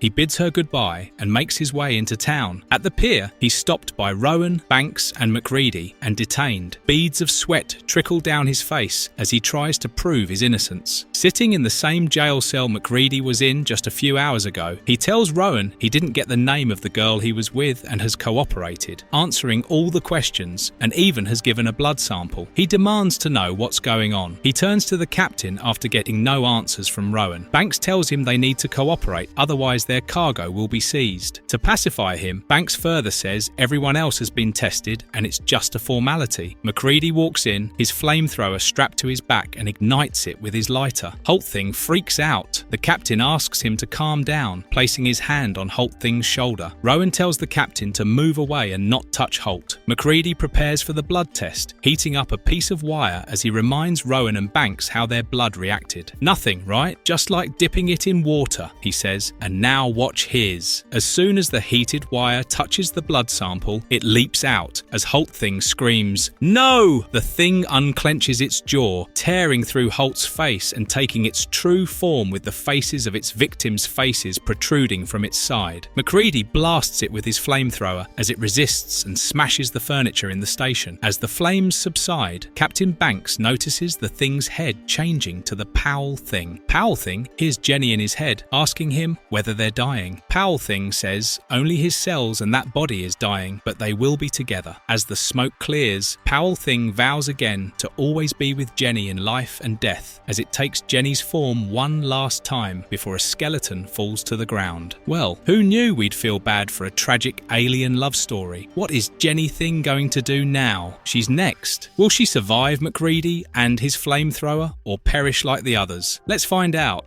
Burn, baby, burn. The next morning at the pier, Detective Sergeant Rowan and MacReady discussed their next steps. The Gettysburg's remaining crew and their haul were tested, and they're clean. MacReady points out the irony of the situation as the thing came to Wallace Harbour in that very ship. He hopes Banks makes good on his promise to keep the ship docked and his men on the island, as they could provide backup when they go after the girl. Girl? Rowan asks, confused. MacReady reminds him the thing he blasted with the flamethrower in the police station transformed itself into the form of a woman. Those things can assume the identity of anyone whose DNA it sampled, any it's killed or turned, he says with conviction. MacReady explains the woman the thing transformed into wasn't one of the murder victims. Rowan stops MacReady, confirming whether the woman they saw was real and whether it's a thing. MacReady replies in the affirmative. Rowan then says he recognises the woman. At Jenny's apartment, her colleague Sharon wakes her up with a phone call. Realising she's late for work, she informs her colleague she'll be at the Wallace Jean Emporium in 10 minutes. Sharon informs her the detective sergeant is at the store looking for her. Worried, Jennything asks Sharon whether she knows why Rowan is asking for her. She assumes Rowan wants to ask her more questions about Powell's murder. Sharon tells her Rowan made an arrest the day before. Jennything asks who they arrested. She's taken aback when Sharon says it was Holt who was arrested. Hearing her reaction, Sharon asks whether she knew Holt, composing herself. Jennything replies she didn't know him and asks Sharon if she can give her more information. Sharon tells her whether she knows an American named MacReady. Jennything says no. With a loud creak, her door swings open while she's dressing for work. Rowan and MacReady barge in. MacReady is already aiming his flamethrower at Jennything as Rowan commands her to stay put and not move an inch. MacReady alights his flamethrower. Jennything slyly asks Rowan and MacReady, "So, what can I do for you?" MacReady replies, "You can burn in hell," and with a sudden, forceful burst of flame tries to kill the thing. But he's unsuccessful. Jennything, in her undressed state, manages to smash through a window and escapes. Rowan tries to prevent MacReady from burning the place down and attempts to get him to lower his flamethrower. MacReady shoves him away, saying she is not human and he is doing what needs to be done. However, Jenny's room is already on fire. Rowan tries to put the fire out by covering covering it with his coat, but MacReady is determined to go after Jenny Thing as he jumps out the same window she smashed through. Trying to control the fire, Rowan is visibly annoyed by MacReady's actions. MacReady makes his way down the fire escape, telling Rowan to take care of it. He finds the Jenny Thing on the roof and fires his flamethrower. Escaping the flames expertly, Jenny Thing makes a run for it and lands onto the street. MacReady, on the other hand, stumbles off the roof onto the bushes underneath and struggles to free himself from the shrubbery. Standing up with a few stray leaves stuck to him, MacReady points his flamethrower again at Jenny Thing. She giggles, running away, and bumps into a stranger. The man in sunglasses lecherously appreciates her choice of clothing, or lack thereof, and notices her lingerie is dirty. Jenny Thing desperately attacks the man, her spiky tentacles reaching out and poking through his eye as Powell Thing tries to stop her telepathically communicating with her. She then uses telepathy to instruct the man whose name is Julian to stall MacReady as he is following her. The now infected Julian, with one shattered eyeglass, thinks Jenny cares about him, and that's why she curled her tentacles around him. Huffing and puffing, MacReady catches up with Julian Thing and asks him in between laboured breaths whether he's seen a lady pass by in her innerwear. He replies he hasn't, and true to character, tells MacReady he wishes he had, and asks the colour of the woman's innerwear. Disgusted, MacReady runs forward to continue his search for Jenny Thing. Julian Thing is approached by his girlfriend, and he goes on to infect her as well. At the Wallace Jean Emporium, Jenny Thing is being consoled by her colleague and best friend Sharon. Sharon is worried about her and asks her what happened. Burying her face in her hands, Jenny Thing says she's alone and has nowhere to go or no one to lean on for support. Sharon consoles her, saying they've been friends for years and that Jenny can count on her no matter what. A problem shared is a problem halved, she says. Big mistake. Jenny Thing coils her spiked tentacles around Sharon's hands and infects her. She's alone no more. Detective Sergeant Rowan meets MacReady in his hotel room. MacReady's busy slicing his finger to conduct the blood test. Rowan asks him whether it's really necessary, as they haven't been apart for too long. A minute apart is enough. It only takes seconds to become infected, MacReady declares. He goes on to say, each of the Thing's cells is an individual entity with the capability to mimic any living being. A singular cell mixed into the bloodstream is enough. Spreading like a cancer, it will replace all the other living cells with its own till an indistinguishable copy is achieved. Complete with the memories, personality and mannerisms of its host, it's nearly impossible to pick out the Thing from the original. The only surefire way of knowing is the blood test. If MacReady is infected, his blood should react to the fire. With that, he lowers the blazing hot blade onto the fire. The evaporating hiss is clear. MacReady is safe. He turns to Rowan, saying it's time for his blood test. Rowan's blood evaporates too as MacReady clarifies he's just making sure and that he has no personal vendetta against the detective sergeant. Rowan agrees, saying, "Okay, MacReady, but from now on we stay together." At the Jean Emporium, Jenny Thing apologises to Sharon for infecting her. Sharon says it's okay, that she was in pain initially but feels fine. Sharon Thing is overwhelmed by the flood of memories she has, of Powell, of old Garth, and of a fish. She also sees MacReady and realises he's the enemy. A customer walks in with unfortunate timing, looking for a pair of overalls. Sharon Thing wastes no time, curling her spiky tentacles around the customer, infecting him as Jenny Thing gasps in horror. Powell Thing, who is still in her mind, tells her he had warned her, but she didn't listen. In the evening, MacReady and Rowan meet up. They're heading somewhere clearly. Rowan says night is approaching. MacReady tells him it's his choice. Rowan says, not much choice, is there? And decides to follow MacReady. Noticing no townsfolk around, Rowan says his curfew is being followed. MacReady clarifies the Things are out and about, and he can feel their unsettling presence. Ominously, MacReady says, this town knows. Rowan looks at the time on the clock tower, noting it has been 10 hours since Jenny Thing escaped. The count of infected townsfolk is still unknown. He asks MacReady whether there's any other way. It's clear now. The duo are headed for MacReady's chopper and plan on leaving town. MacReady says with a finality that the situation is out of control, and whether they stay or leave, Wallace Harbour is a dead town. Can MacReady be wrong for once? Realising her mistake infecting Sharon, Jenny Thing starts pouring pouring gasoline in a bid to burn down her competition. Talking to Powell Thing in her head, she accepts he had already warned her. The gate has been opened. It cannot be controlled. They only have 3 days before the whole town is infected. He tells her there's no other choice. There's only enough food for 3 days, after which the things will turn on each other, and even on Jenny Thing. Lighting up a Molotov cocktail, Powell Thing says she has to set the town on fire. Throwing the Molotov cocktail, she bids Wallace goodbye. MacReady reaches his chopper to find it sabotaged. Rowan asks him whether he can salvage anything. MacReady says it's of no use. The communications radio has been smashed up as well. As MacReady throws the unusable radio back into the chopper, it blows up. Rowan tells him to abandon it and head for the docks and take a boat. MacReady points out the bright orange light ahead of them is emanating from the docks. Rowan panics. They reach the dock to see all the boats have been set on fire and they have no way of escaping. MacReady realises Jenny Thing is cordoning off the island from the outside world. Nearby, MacReady and Rowan hear a blood-curdling scream. They reach the scene and see Julian Thing in the middle of infecting his next victim. MacReady interrupts him as Julian Thing approaches him. As soon as MacReady lights up the flamethrower, the Thing tears out of Julian's body, hurling itself at MacReady. MacReady is thrown backwards, but is able to aim his flamethrower at it, destroying the Julian Thing. The woman who is in the process of being infected by Julian Thing is overcome with the Thing's memories and the voices in her head. She pleads with MacReady to help her. MacReady turns on his flamethrower and sets her on fire too as Rowan looks on. "God, what are we becoming?" he says, looking at the carnage around him. As he and MacReady make a run for it, Rowan says the Thing isn't a disease, it is hell on earth. MacReady leads him back to the Wallace Harbour Hotel, hoping they can establish contact with the mainland. The hotel's receptionist stops them in their tracks, pointing his rifle at them. Rowan asks him what's wrong.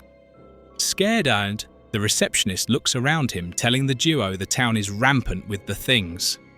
Before he can say anything further, Sharon Thing ambushes him, murdering him in cold blood. Realising they are outnumbered, MacReady and Rowan run towards the pier as there's no other choice. Determined, MacReady makes a run down the pier as Rowan tries to stop him. The remaining Things follow them as Rowan takes out his gun and stands between them and MacReady. Unstrapping his flamethrower, MacReady tells him to follow him to the Gettysburg as it's ready to leave. "Come on, it's swim or die," MacReady urges, and plunges into the water, waiting for Rowan to follow. Rowan instead stands on the pier, strapping the flamethrower on, and tells MacReady to get to the Gettysburg and he'll hold off the Things. "Don't be an idiot," MacReady shouts. Rowan points his gun at MacReady, ordering him to swim away and threatening to shoot him if he doesn't listen. "I'm not letting them take either of us alive," he declares. Moreover, he can't swim, so waiting for him would be futile.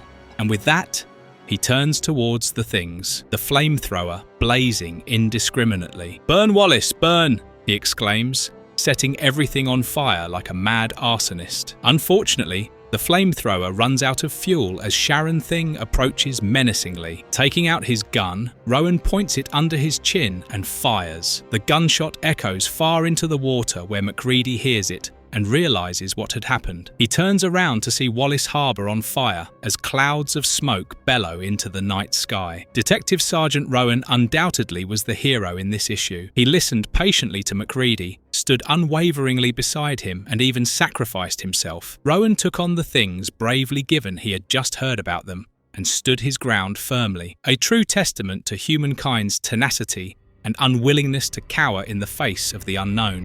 Wait, aren't they a thing? The Gettysburg sails against the backdrop of a burning Wallace Harbour. One of its crew members is on the deck smoking a cigarette. He notices a dishevelled woman on one of the ship's lifeboats and reaches out to comfort her. Unfortunately, for him, the woman is Jenny Thing. The Thing is now on the Gettysburg. MacReady is standing on a different side of the deck. He looks at the wall of fire that was once Wallace Harbour pensively. His mind is foggy as he hasn't slept a wink in days and is exhausted. But sleep evades him as he dares to not rest until the Thing is gone for good. MacReady ponders. The fire will lay waste to everything in Wallace Harbour, and the things that survive it will kill each other and then starve without food. As long as the Things stay on the island, in isolation and without any means of escaping, there's not much to worry about. He's determined to stay alert if any of them escape. He makes his way back inside the ship and notices blood dripping from the lifeboat. Fearing the worst, he lifts up the tarp, revealing Jenny's corpse. Rushing into the control room,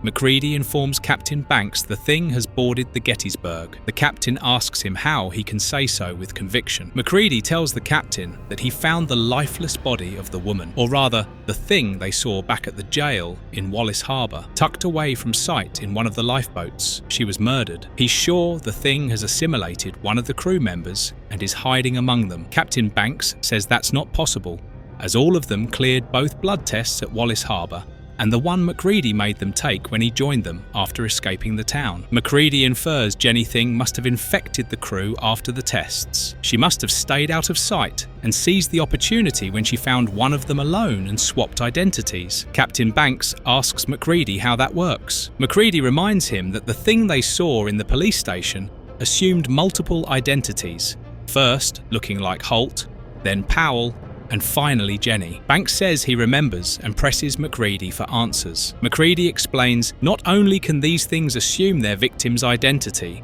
they can leave their victim with theirs. Since they found Jenny's body aboard the ship, there's only one thing it can mean. The thing has swapped identities with one of the crew members of the Gettysburg. Captain Banks, accompanied by MacReady, goes to the crew's quarters to check for any missing member. Noticing Mitch isn't present, he asks the rest of them whether they saw him. The ship's cook, Salty, says Mitch had gone to the deck as he was feeling uneasy and needed some fresh air. Another crewmate teases Salty, saying his food does have that effect. Convinced Mitch is the thing, Banks is about to track him down when MacReady asks Hendricks and the rest of the crew whether they were asleep in that room for the past hour. Hendricks says sure, and gets up to ask MacReady what is going on. MacReady locks the door, saying if they were sleeping, either one or all of them could be infected. He apologises and asks the crew to subject themselves to another blood test. Before Hendricks can protest, MacReady points his pistol at him and threatens to fire if he's met with resistance. Begrudgingly,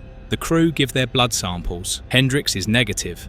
So are the rest. Mitch is the only crew member who is left. Hendricks points out MacReady hasn't been tested. Banks points out it was MacReady who found Jenny's body. Realising he was the only one on the deck and the fact that no one has a watertight alibi, Banks defensively says he was in the control room, which is where MacReady approached him with the news of the thing being aboard the ship. MacReady realises he's the last person to have come in contact with the thing and complies. He requests Captain Banks do the same. Banks refuses, saying they've wasted enough time as it is and they should begin their search for the thing. He orders Salty to accompany him, and just as he's about to instruct his remaining men, MacReady pulls his flare pistol at Banks. Right on cue, spiked tentacles emerge from Banks's body. "Damn you, MacReady!" it hisses. MacReady fires his flare gun at the thing, dismembering it before it finishes the sentence. Provoked, the thing tears through Captain Banks' corpse and proceeds to devour the rest of the crew. They look to MacReady helplessly as they're feasted on one by one. The last to go is Hendricks, who calls out to MacReady. MacReady apologises, opens the door and runs on to the deck. Having had enough, MacReady starts pouring gasoline all over the ship. He wonders whether he's at fault for provoking the thing to come out of hiding. The thing wanted to stay hidden while feeding on and consuming its victims in secret, stealthily and meticulously, but MacReady compelled it to show itself. He hears the screams of the Gettysburg's crew inside and sympathises with their predicament. There's no choice now, is there? He wonders with a finality, and continues to empty the gasoline tanks on the ship. He's determined to stop the thing from feeding and hiding. The thing will have to take over all of them and attack from within. MacReady is the only one left now. It's you or me now. You or me, till death do us part, MacReady resolves. Pouring gasoline in the control room, MacReady wonders how the thing got to Banks. He assumes it must have made its way in and backed Banks into a corner, assimilated him, and assumed his identity. He stops to realise Mitch is still unaccounted for as he finds his answer. He discovers Mitch's lifeless body in the corner. Turning him over with his foot, MacReady is met with Mitch's frightened, pale face, bleeding from his nose and mouth. MacReady realises what actually happened. The thing first got to Mitch, killed him, and moved on to Banks and then the crew. He's the only survivor. With a blood-churning hiss, the thing, now a huge monster with the faces of all its victims protruding from its side, comes into the control room and tries to attack MacReady. MacReady cannot believe his eyes. Running away, he says, "All or nothing." MacReady realizes the thing is as stubborn as him and runs through the ship,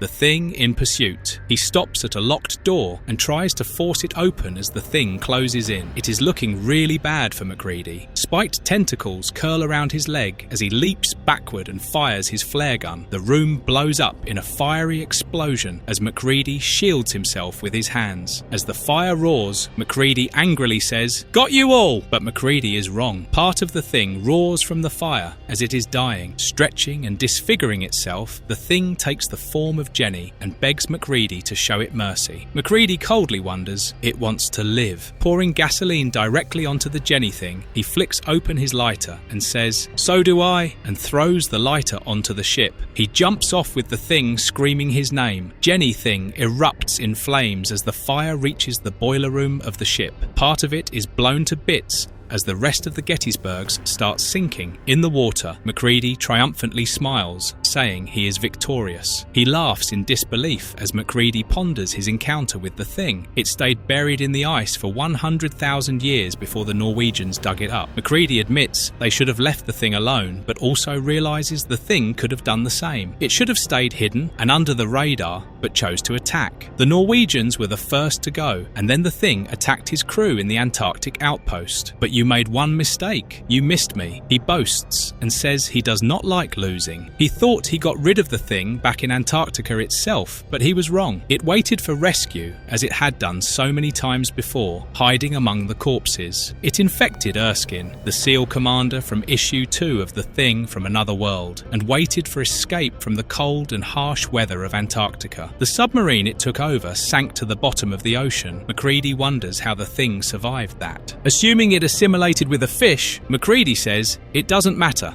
as the thing is gone for good now. Swimming to the shore, he also realizes the residents of Wallace Harbour that have been infected will not be able to escape, as they have not had enough time to comprehend the situation. Whoever survives will start panicking and attack one another. MacReady will be ready to handle the last thing standing. As he's about to reach the shore, spiked tentacles emerge from the water, pulling him under. He turns around to see a dismembered thing with Jenny's face and spidery legs. The thing calls out to MacReady as he kicks it away with his boot, realizing it won't survive much longer. A wave pushes MacReady onto the beach as he resolves to not let the dying thing escape. He needs to keep it isolated in Wallace Harbour, and grabbing a stick, rushes into the water. Another wave pushes him back to the beach as he's exhausted and hasn't gotten much sleep. Tired, he lies on the beach contemplating he can't rest as there is still a lot to do. The dismembered Jenny thing drifts in the water, tired as well. It calls out to Powell telepathically and asks him whether they're going to survive. Powell plainly lets her know their present form is perishing. The cells will live on if conserved. They need to adapt and start over. Water is essential for their survival. Jenny Thing realizes she's losing her previous memories and is trying her best to hold on to her memories with Powell. She asks him to hold her and regrets turning her into the thing, as Powell's love for her was overwhelming. With one last hug and a kiss goodbye, the lovers part ways as the thing assimilates a fish and notices a shoal of its kind nearby. That brings us to the end of The Thing from Another World comic series. The journey from Antarctica to Argentina to New Zealand has surely been eventful and tiring for both MacReady and The Thing. They're both alive, albeit in dire need of rest and recuperation. This series followed directly from the events of the John Carpenter movie, aiming to provide answers to the multiple unanswered questions the movie left us with. MacReady couldn't save his crew, but tried his best to contain the Thing, a one-man army against an alien entity. Now, let's get into the four-part of The Thing from Another World, questionable research. Disregarding the previous comic series, this story picks up right where the movie ends, giving us an alternate version without MacReady and Childs.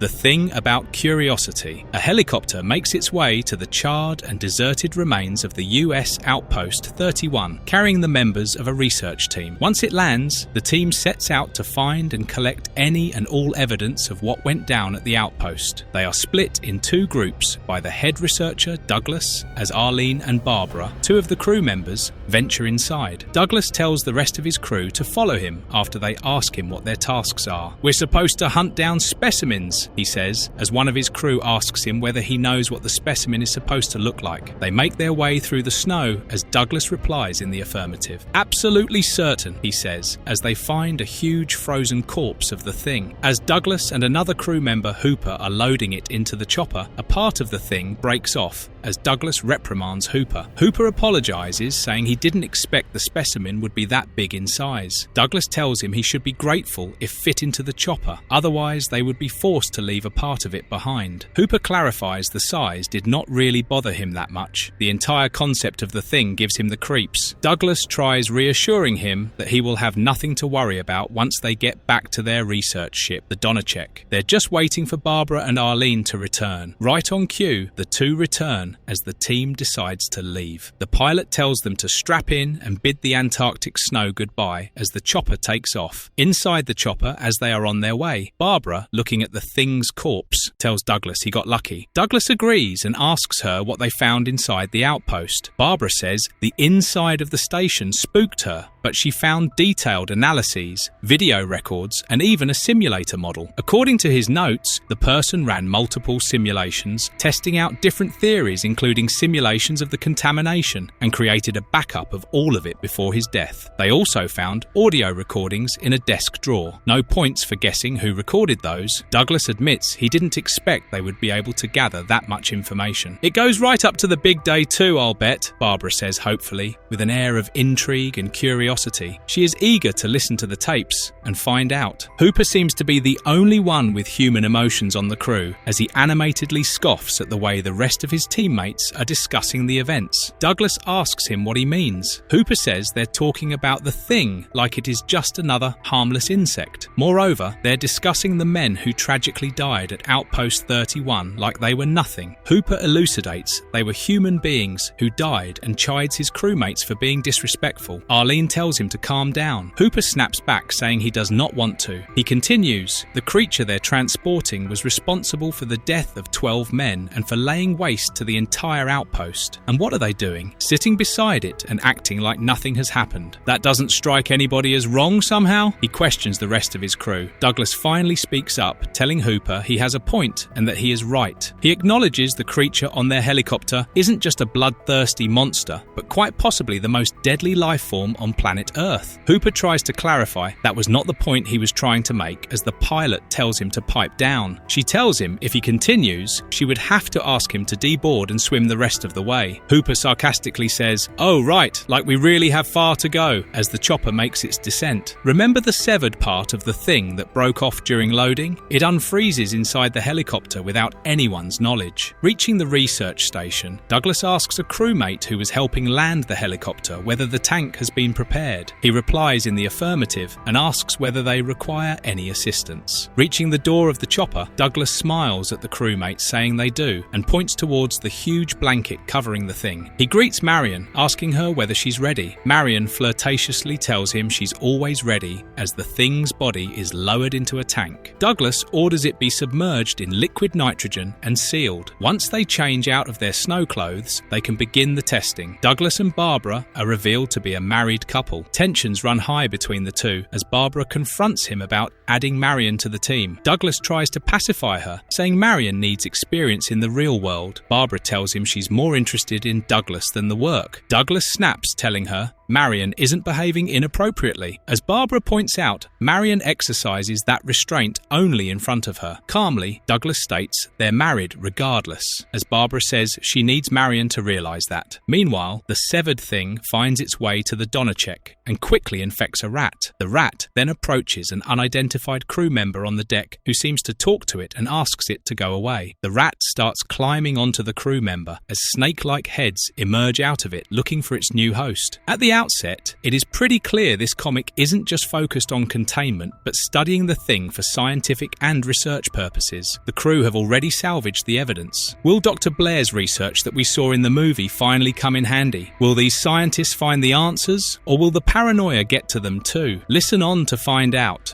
Cold facts, hot tempers. On the Donnercheck, a scientific research ship from the US, a rabbit is being assimilated as MacReady's audio recording fills the background. We still have nothing to go on. One other thing, I think it rips through your clothes when it takes you over. Windows found some shredded long johns, but the name tag was missing. They could be anybody's. Nobody. Nobody trusts anyone now, and we're all very tired. There's nothing else I can do. Just wait. R.J. MacReady, helicopter pilot, US Outpost number 31. Barbara clicks the stop button on the record player, saying that's all she found on the audio recordings. The brutality of the events hits them as Douglas says it only took the thing 48 hours to kill everyone and destroy the outpost. Appreciating its efficiency and cunning, he turns his attention to the assimilated rabbit in its glass cage. Fascinated by its speed, he tells Hooper it only took the thing 20 seconds to infect the rabbit. He asks whether the nitrogen is ready, as they will need to freeze the rabbit before assimilation is complete. He is informed the current infection cycle was left to run for 3 minutes longer than the one they performed the night before. The assimilation process is almost completed. 2 more minutes and they will have a perfect clone of the rabbit. The infection cycle will need to be stopped in the next 20 seconds to prevent complete assimilation. Hooper informs Douglas the nitrogen is ready. Douglas asks Marion whether she wants to take samples from the rabbit during the infection cycle or wait for it to complete. She says she will feel safer if the rabbit is frozen first, but proceeds to take a sample anyway. She tells Douglas to freeze it as he blasts the glass chamber with nitrogen. Marion says Dr. Blair from the outpost took meticulous notes, extensively noting down everything he learned about the thing. She goes on to say his work shows that he was probably the first person to truly understand what was happening to them. Marion proceeds to pull up his notes, stating that after its first infection, it would take the thing approximately 27,000 years, a little over 3 years to infect the entirety of Earth's population. However, she ran the numbers again and figured out Dr. Blair was off by a magnitude of 10. According to her, the thing works much faster in warmer climates than it did in the cold environment of Outpost 31. If the thing somehow makes it to a warmer region and procures a means of transportation, it will only need 3,000 hours to contaminate and assimilate all of mankind. Douglas says they should exercise caution if that is the case. Hooper asks Marion whether she is sure of her estimate, as 3,000 hours adds up to approximately 4 months. Marion says she is sure, and the first 100 hours are the most crucial post which there's no going back. Worldwide assimilation is inevitable, she says plainly. Douglas says he wants to conduct the test on a fish to check whether being underwater has any impact on the infection rate. Barbara tells him she will break open another sample from the frozen corpse. Looking wistfully into the tank containing the frozen near-assimilated rabbit, one of the crew members says she has a bad feeling about what they are doing. Hooper consoles her and agrees they have bitten off more than they can chew. He asks Marion again whether she is absolutely certain about the conclusions she has drawn. Marion says it would be wrong to assume she is absolutely certain about anything, as conclusions were based on assumptions that she derived from Dr. Blair's notes. He witnessed the thing firsthand. Coldly, she continues, and he's a pretty good scientist. Oh, I meant he was a pretty good scientist. Hooper then turns to Douglas, asking him whether he is listening to what Marion is saying. Douglas is busy listening to Barbara's opinion about the thing forming a transient relationship, and irritably asks Hooper what he's on about. Hooper says Marion's conclusions are a cause for alarm, as they have a ticking time bomb on their hands. With a sense of urgency, he says, "This thing is dangerous to all life on Earth." Rubbing his temple, Douglas asks Hooper what he is trying to get at. Hooper says they should stop their research and testing. Douglas angrily demands to know why. Hooper raises his hands, asking Douglas to hear him out. The creature they are dealing with is more dangerous than a virus or a bomb, and the stakes are extremely high. They are responsible for the survival of all of mankind. That's a very noble sentiment and an excellent image to keep us all careful, Douglas agrees. But Hooper clarifies he didn't mean they should take precautions. He wants to stop. Douglas asks why they would stop. Hooper impatiently says they should stop because they are all human, and one mistake while working with the thing would have catastrophic consequences. He further says they have a moral obligation to mankind to stop further testing and destroy all the samples they have collected. The US outpost in Antarctica must be decimated as well. They need to make sure there is no trace left of it and put a stop to the thing once and for all. Douglas is having none of it. He admonishes Hooper, saying he was not chosen to be on the research team for his high moral ground, but the fact that he is an astounding field technician. Douglas points out that morals should be kept away from scientific research as they cloud objective judgment, compromise the findings, and invite unnecessary biases. He declares they are not welcome in any lab of mine. The woman Hooper was previously consoling tries to stand up for him, saying he is right, but is shut down by Douglas. Douglas says it does not matter whether Hooper is right or wrong, as they are unwelcome concepts in his team. Pointing to the frozen corpse, Douglas says, "This is the scientific find of the century. Morals cannot define it as it is not limited by ethical considerations." He tells Hooper that if he has an issue with that, he can retire to his room and draft up a monograph. Through gritted teeth, Douglas says he has tolerated Hooper enough. Unfazed, Hooper continues his argument. He tells Douglas the thing might be the find of the century, but he has completely lost his grip on reality. Hooper tells Douglas that not only has he lost his scientific reasoning, he has also thrown caution to the wind. The thing they are studying is a cold-blooded murderer, and it cannot be controlled. Douglas screams at Hooper, telling him he wouldn't even be on the team if not for him, and he is overstepping his bounds. Pointing towards him, Douglas says he has had enough as Hooper loses it and smacks his finger away, telling him to shut it. Hooper tells Douglas he is tired of him, his behaviour and explanations. Grabbing him by the collar, Hooper tells him he has tolerated enough of his pretentious intellectuality and pushes him away. Douglas crashes into the glass chamber that is holding the rabbit as it smashes into bits, sending shards of glass flying everywhere. Tensions are high, but this time the stakes are higher. We now know the actual figures. 4 months is all it takes. 4 months and mankind as we know it perishes. The crew are still unaware the thing has infected one of them. They have started to turn on each other even before that. Will they survive, or will this be yet another win for the thing?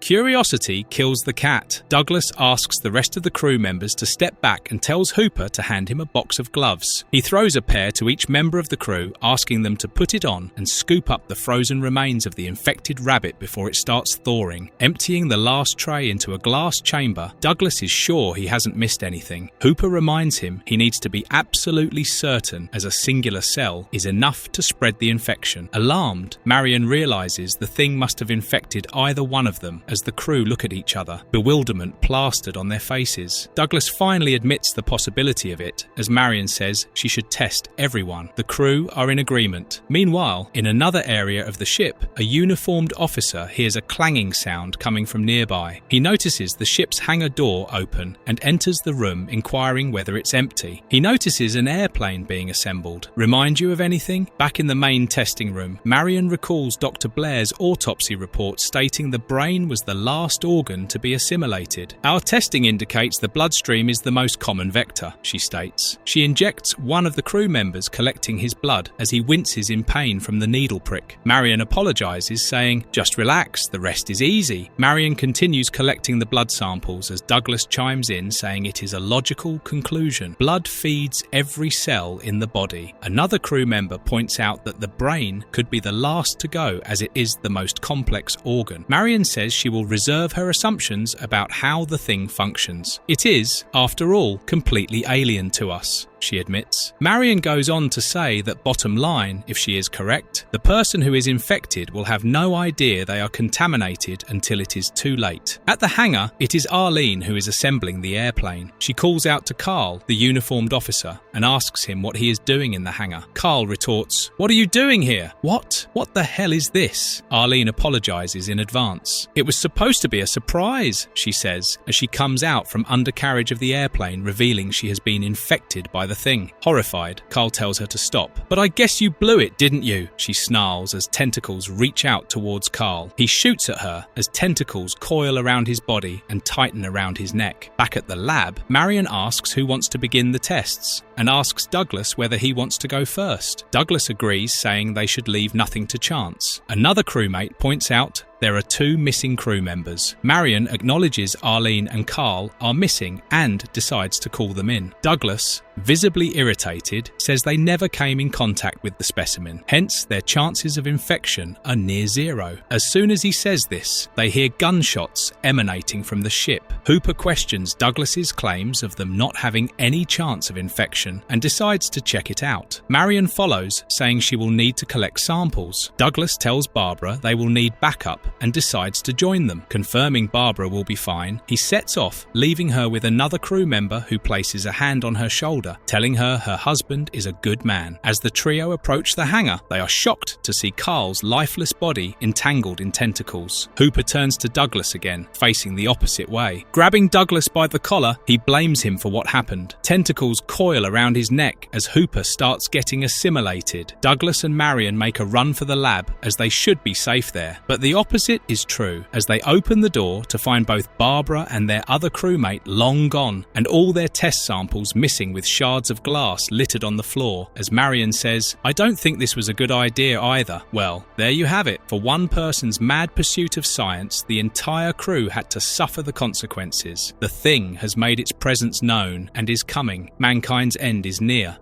The Thing flies south. Horrified at the ransacked lab, Marion says everything is gone. Douglas suddenly remembers Barbara is nowhere to be found. In an attempt to calm him down, Marion places her hands on his shoulders, telling him she too has fled, and tries reassuring him that she might still be alive. She tells him they should focus on getting to safety first. Douglas agrees, saying Barbara probably ran away, and stops in his tracks. The Thing emerges out of the debris with a deafening roar and gets a hold of Marion in its tentacles.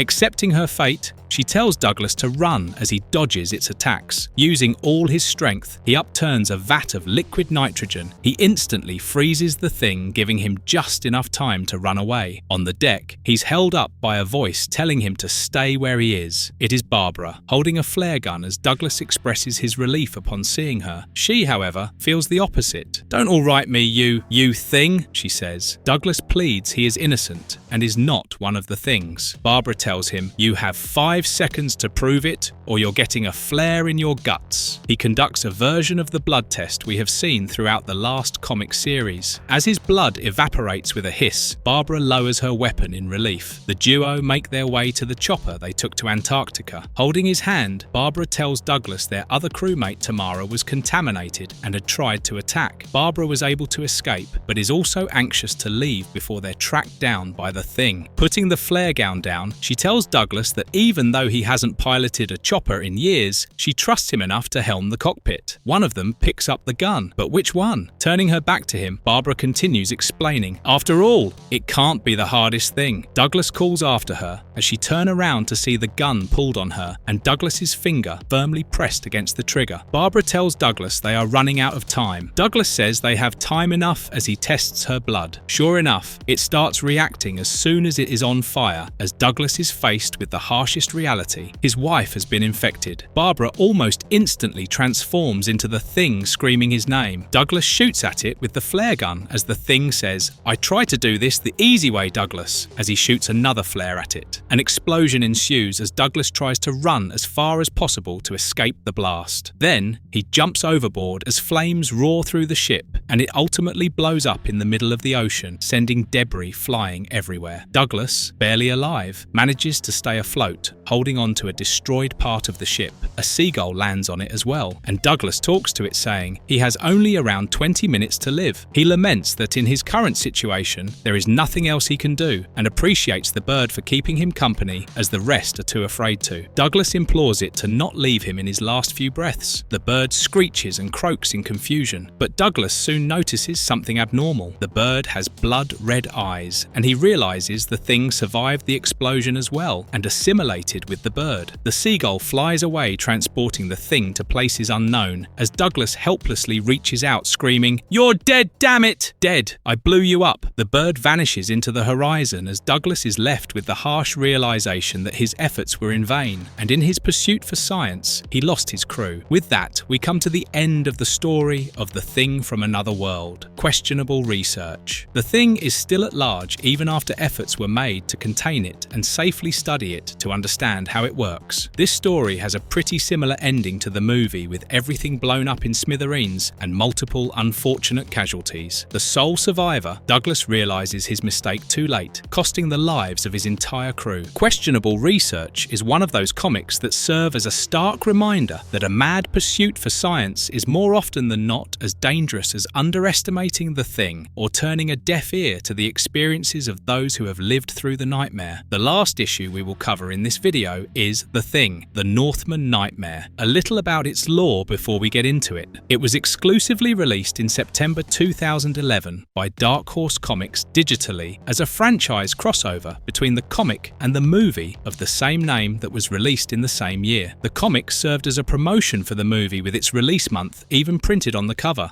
Ice, Ice, Sleigh By. We are back in an icy wasteland, but this time it is the one to the north instead of the south. Picture this. The year is 1121 AD. A group of Vikings reached the icy and frozen lands of Greenland. They had plundered and ransacked many parts of the world, but Greenland was the most challenging. Not so because of the indigenous population of the island, but because the terrain was the most difficult to traverse. Realizing they cannot take their ship further into the ice without causing it permanent damage, the Vikings decide to traverse the last leg of their journey on foot. One of them, Hord, asks their leader Rodmar whether it would be wise to walk. Rodmar replies, if they stay with the ship will be done in by the ice. Walking is the best chance they have. As they start walking, suddenly one of them gets pulled under the surface by a tentacled monster. Hord tries to reach in through the broken ice and pull out his Viking mate, but is held back by Rodmar, who tells him to let it go and avoid putting himself in danger. However, it is too late as Hord notices his hand suffered frostbite. It seems the gods answered me. Rodmar asks him to stay still, saying they need to prevent the frostbite from spreading to the rest of Hord's body. The Vikings get to work. One of them binds Hord's hand with rope as Rodmar readies an axe. Bringing it down with a resonating thump, he chips off Hord's frostbitten hand while the rest of the Vikings hold him down. He pushes them away, saying, "Get off me," and stands up. While Hord is being tended to, Rodmar picks up the severed hand and holds it towards Hord, asking him whether he wants to keep it as a memento of his time in Greenland. Hord says, as his hand is being bandaged, that he will wear it as a talisman for the gods and as a warning for his enemies. With that, the Vikings resume their journey, with Rodmar providing support to Hord as his bandage turns red with blood. Behind them, a spiked tentacle breaks out of the icy surface, lurking ominously, while the Vikings stay unaware. They make their way to Bjorn Grimshaw's village to try and find out why word was not sent out of the arrival, as there is no one to welcome them. Rodmar expresses his concern as he vouches for Grimshaw, saying he must have a very good reason for not sending a ship. Rodmar hurries them as they have to trek for another day. They come across the strangest of sights. First, they see that a huge part of a hill is missing, as if a giant battle axe came down on it and had cleaved it. Drawing their weapons, Rodmar tells them to be on guard, as he feels something is amiss. He leads the way and abruptly stops in his tracks. Hord asks what he sees as they stumble upon the charred remains of various animals and humans. They assume there was stampede, as Rodmar notices a burnt carcass resembling both an ox and a human mingled together, and tells his Viking mate that that would be wishful thinking. Pointing to the burn marks in the ice, Hord points out that whatever attacked the victims must have been reduced to ashes. He asks Rodmar, who is holding up the unnatural skull, whether it is possible the human skull fused with the ox while their corpses were burning. Rodmar says they have been in many blazing battlefields, and this is the first time he has seen such an ungodly sight. Hord asks him what it could then be. Rodmar admits he is not sure, but suffice it to say that they have never come across such a thing. Reaching Grimshaw's village, they notice the gates are already flung open. They enter, finding the village completely deserted, not a single living soul in sight. Rodmar notices the door was not tampered with, as there are no indications of a battering ram being used. Further ahead, they come across more bodies, and a voice greets them. Drawing their weapons again, a group of women approach them, telling them they are grateful for their arrival. The women surround the Vikings as the Norsemen ask them what happened to the village. One of the women informs them they were attacked. The men of the village attack attacked and killed their own, unprovoked. Rodmar asks her where Grimshaw is. He is informed Grimshaw was the one who began the attacks. Horde is convinced the woman is lying and tries to attack, but he is held back by Rodmar. "Stand aside, Rodmar," Horde says warningly, and informs him that he and Grimshaw go back a long way, having fought together in many battles. He refuses to stand by and listen to the woman tarnishing Grimshaw's good name. Rodmar tells him to let the woman finish what she was saying. The woman, Astrid, continues saying Grimshaw was seated in the grand hall with another woman, Topher, when they first heard screaming. As they ran in to check, they found Grimshaw smeared with blood, while Topher was nowhere to be seen. Grimshaw had betrayed them and went on to massacre the rest of the village, especially the women. Horde asks Astrid where she was during the bloodbath. Astrid replies she was in hiding as a man suddenly comes out from one of the houses and proclaims that Astrid is lying. He says that the massacre was, in fact, the doing of these 5 women. Rodmar calmly places his hands on the stranger's shoulder and asks him for a name. The stranger replies his name is Finn. Rodmar confirms whether Finn is trying to imply that Grimshaw and his men were massacred by a group of unarmed women. He turns to the women and orders them to be put up in a hut for the night, along with Finn. The Vikings are to take shifts, sleeping and keeping a lookout throughout the night if in case the culprit returns. Finn protests, but his pleas fall on deaf ears. Horde asks Rodmar what he thinks. Are the women lying, or is Finn? Rodmar says he trusts neither one of them and that he will interrogate them the next morning. As he's talking, Finn tries to run away and Horde is ordered to bring him down. Horde swings his axe in Finn's direction as the blade makes contact and Finn falls to the ground. Rodmar tells Horde he should get his bandaged hand looked at and properly secured with heat and iron. Fetching his axe from Finn's lifeless body, he tells Rodmar that there is no need for that as he can already feel it getting better. He asks Rodmar whether he thinks the perpetrator responsible for the corpses in the forest is the same one who sealed the fate of the dead villagers. Rodmar says he is accounting for everything, but first they need to rest. He tells Horde he will take the first shift keeping watch. The Vikings are to stay in one of the village halls, with 2 of them standing guard outside the door tending to a fire and keeping a lookout. At night, as the fire burns, one of the women entices one of the 2 guards on lookout who is still awake. Noticing his friend is fast asleep and checking on the rest of the Vikings, he closes the door and follows her. The next morning, the other guard is harshly awoken from his slumber and questioned as to the whereabouts of his partner, Eric. Stumbling awake, he says he must be nearby as they check the hut the women are in. Unable to find Eric in there too, Horde says Eric is gone. Rodmar orders his men to look everywhere, and if Eric has in fact abandoned them, he will be punished severely. He puts 3 Vikings in charge of burning the dead bodies, including Finn's. Horde asks him what the 2 of them will be doing. Rodmar says they will be questioning the women as the Vikings get to work. Rodmar begins questioning the women and quickly pulls Horde aside after noticing something. The Vikings are burning the corpses nearby. As Rodmar tells Horde, the women have miraculously increased in number from 5 to 6 in the span of one night. As soon as he says this, Finn's body that was being cremated transforms instantly into a huge tentacled monster beheading a Viking. The Vikings draw their weapons as Horde is about to fling his axe to kill the devil. Rodmar tells him to stay back as the monster is already on fire. The thing attacks, taking the Vikings down one by one. Don't fight it, just surround it, Rodmar orders, and lights up a piece of wood to keep the fire burning. Don't let it get out of the fire, he commands, and notices the women trying to escape. Horde flings his axe towards them. This time it misses as the women make their escape. Rodmar and Horde run behind them, and Horde swears his axe hit Astrid. Rodmar says they'll track down the women as they notice Astrid's chopped off braid lying in the snow. As Rodmar approaches it with the makeshift flamethrower in his hand, the tentacled monster emerges again. They realize that the hair could live on its own.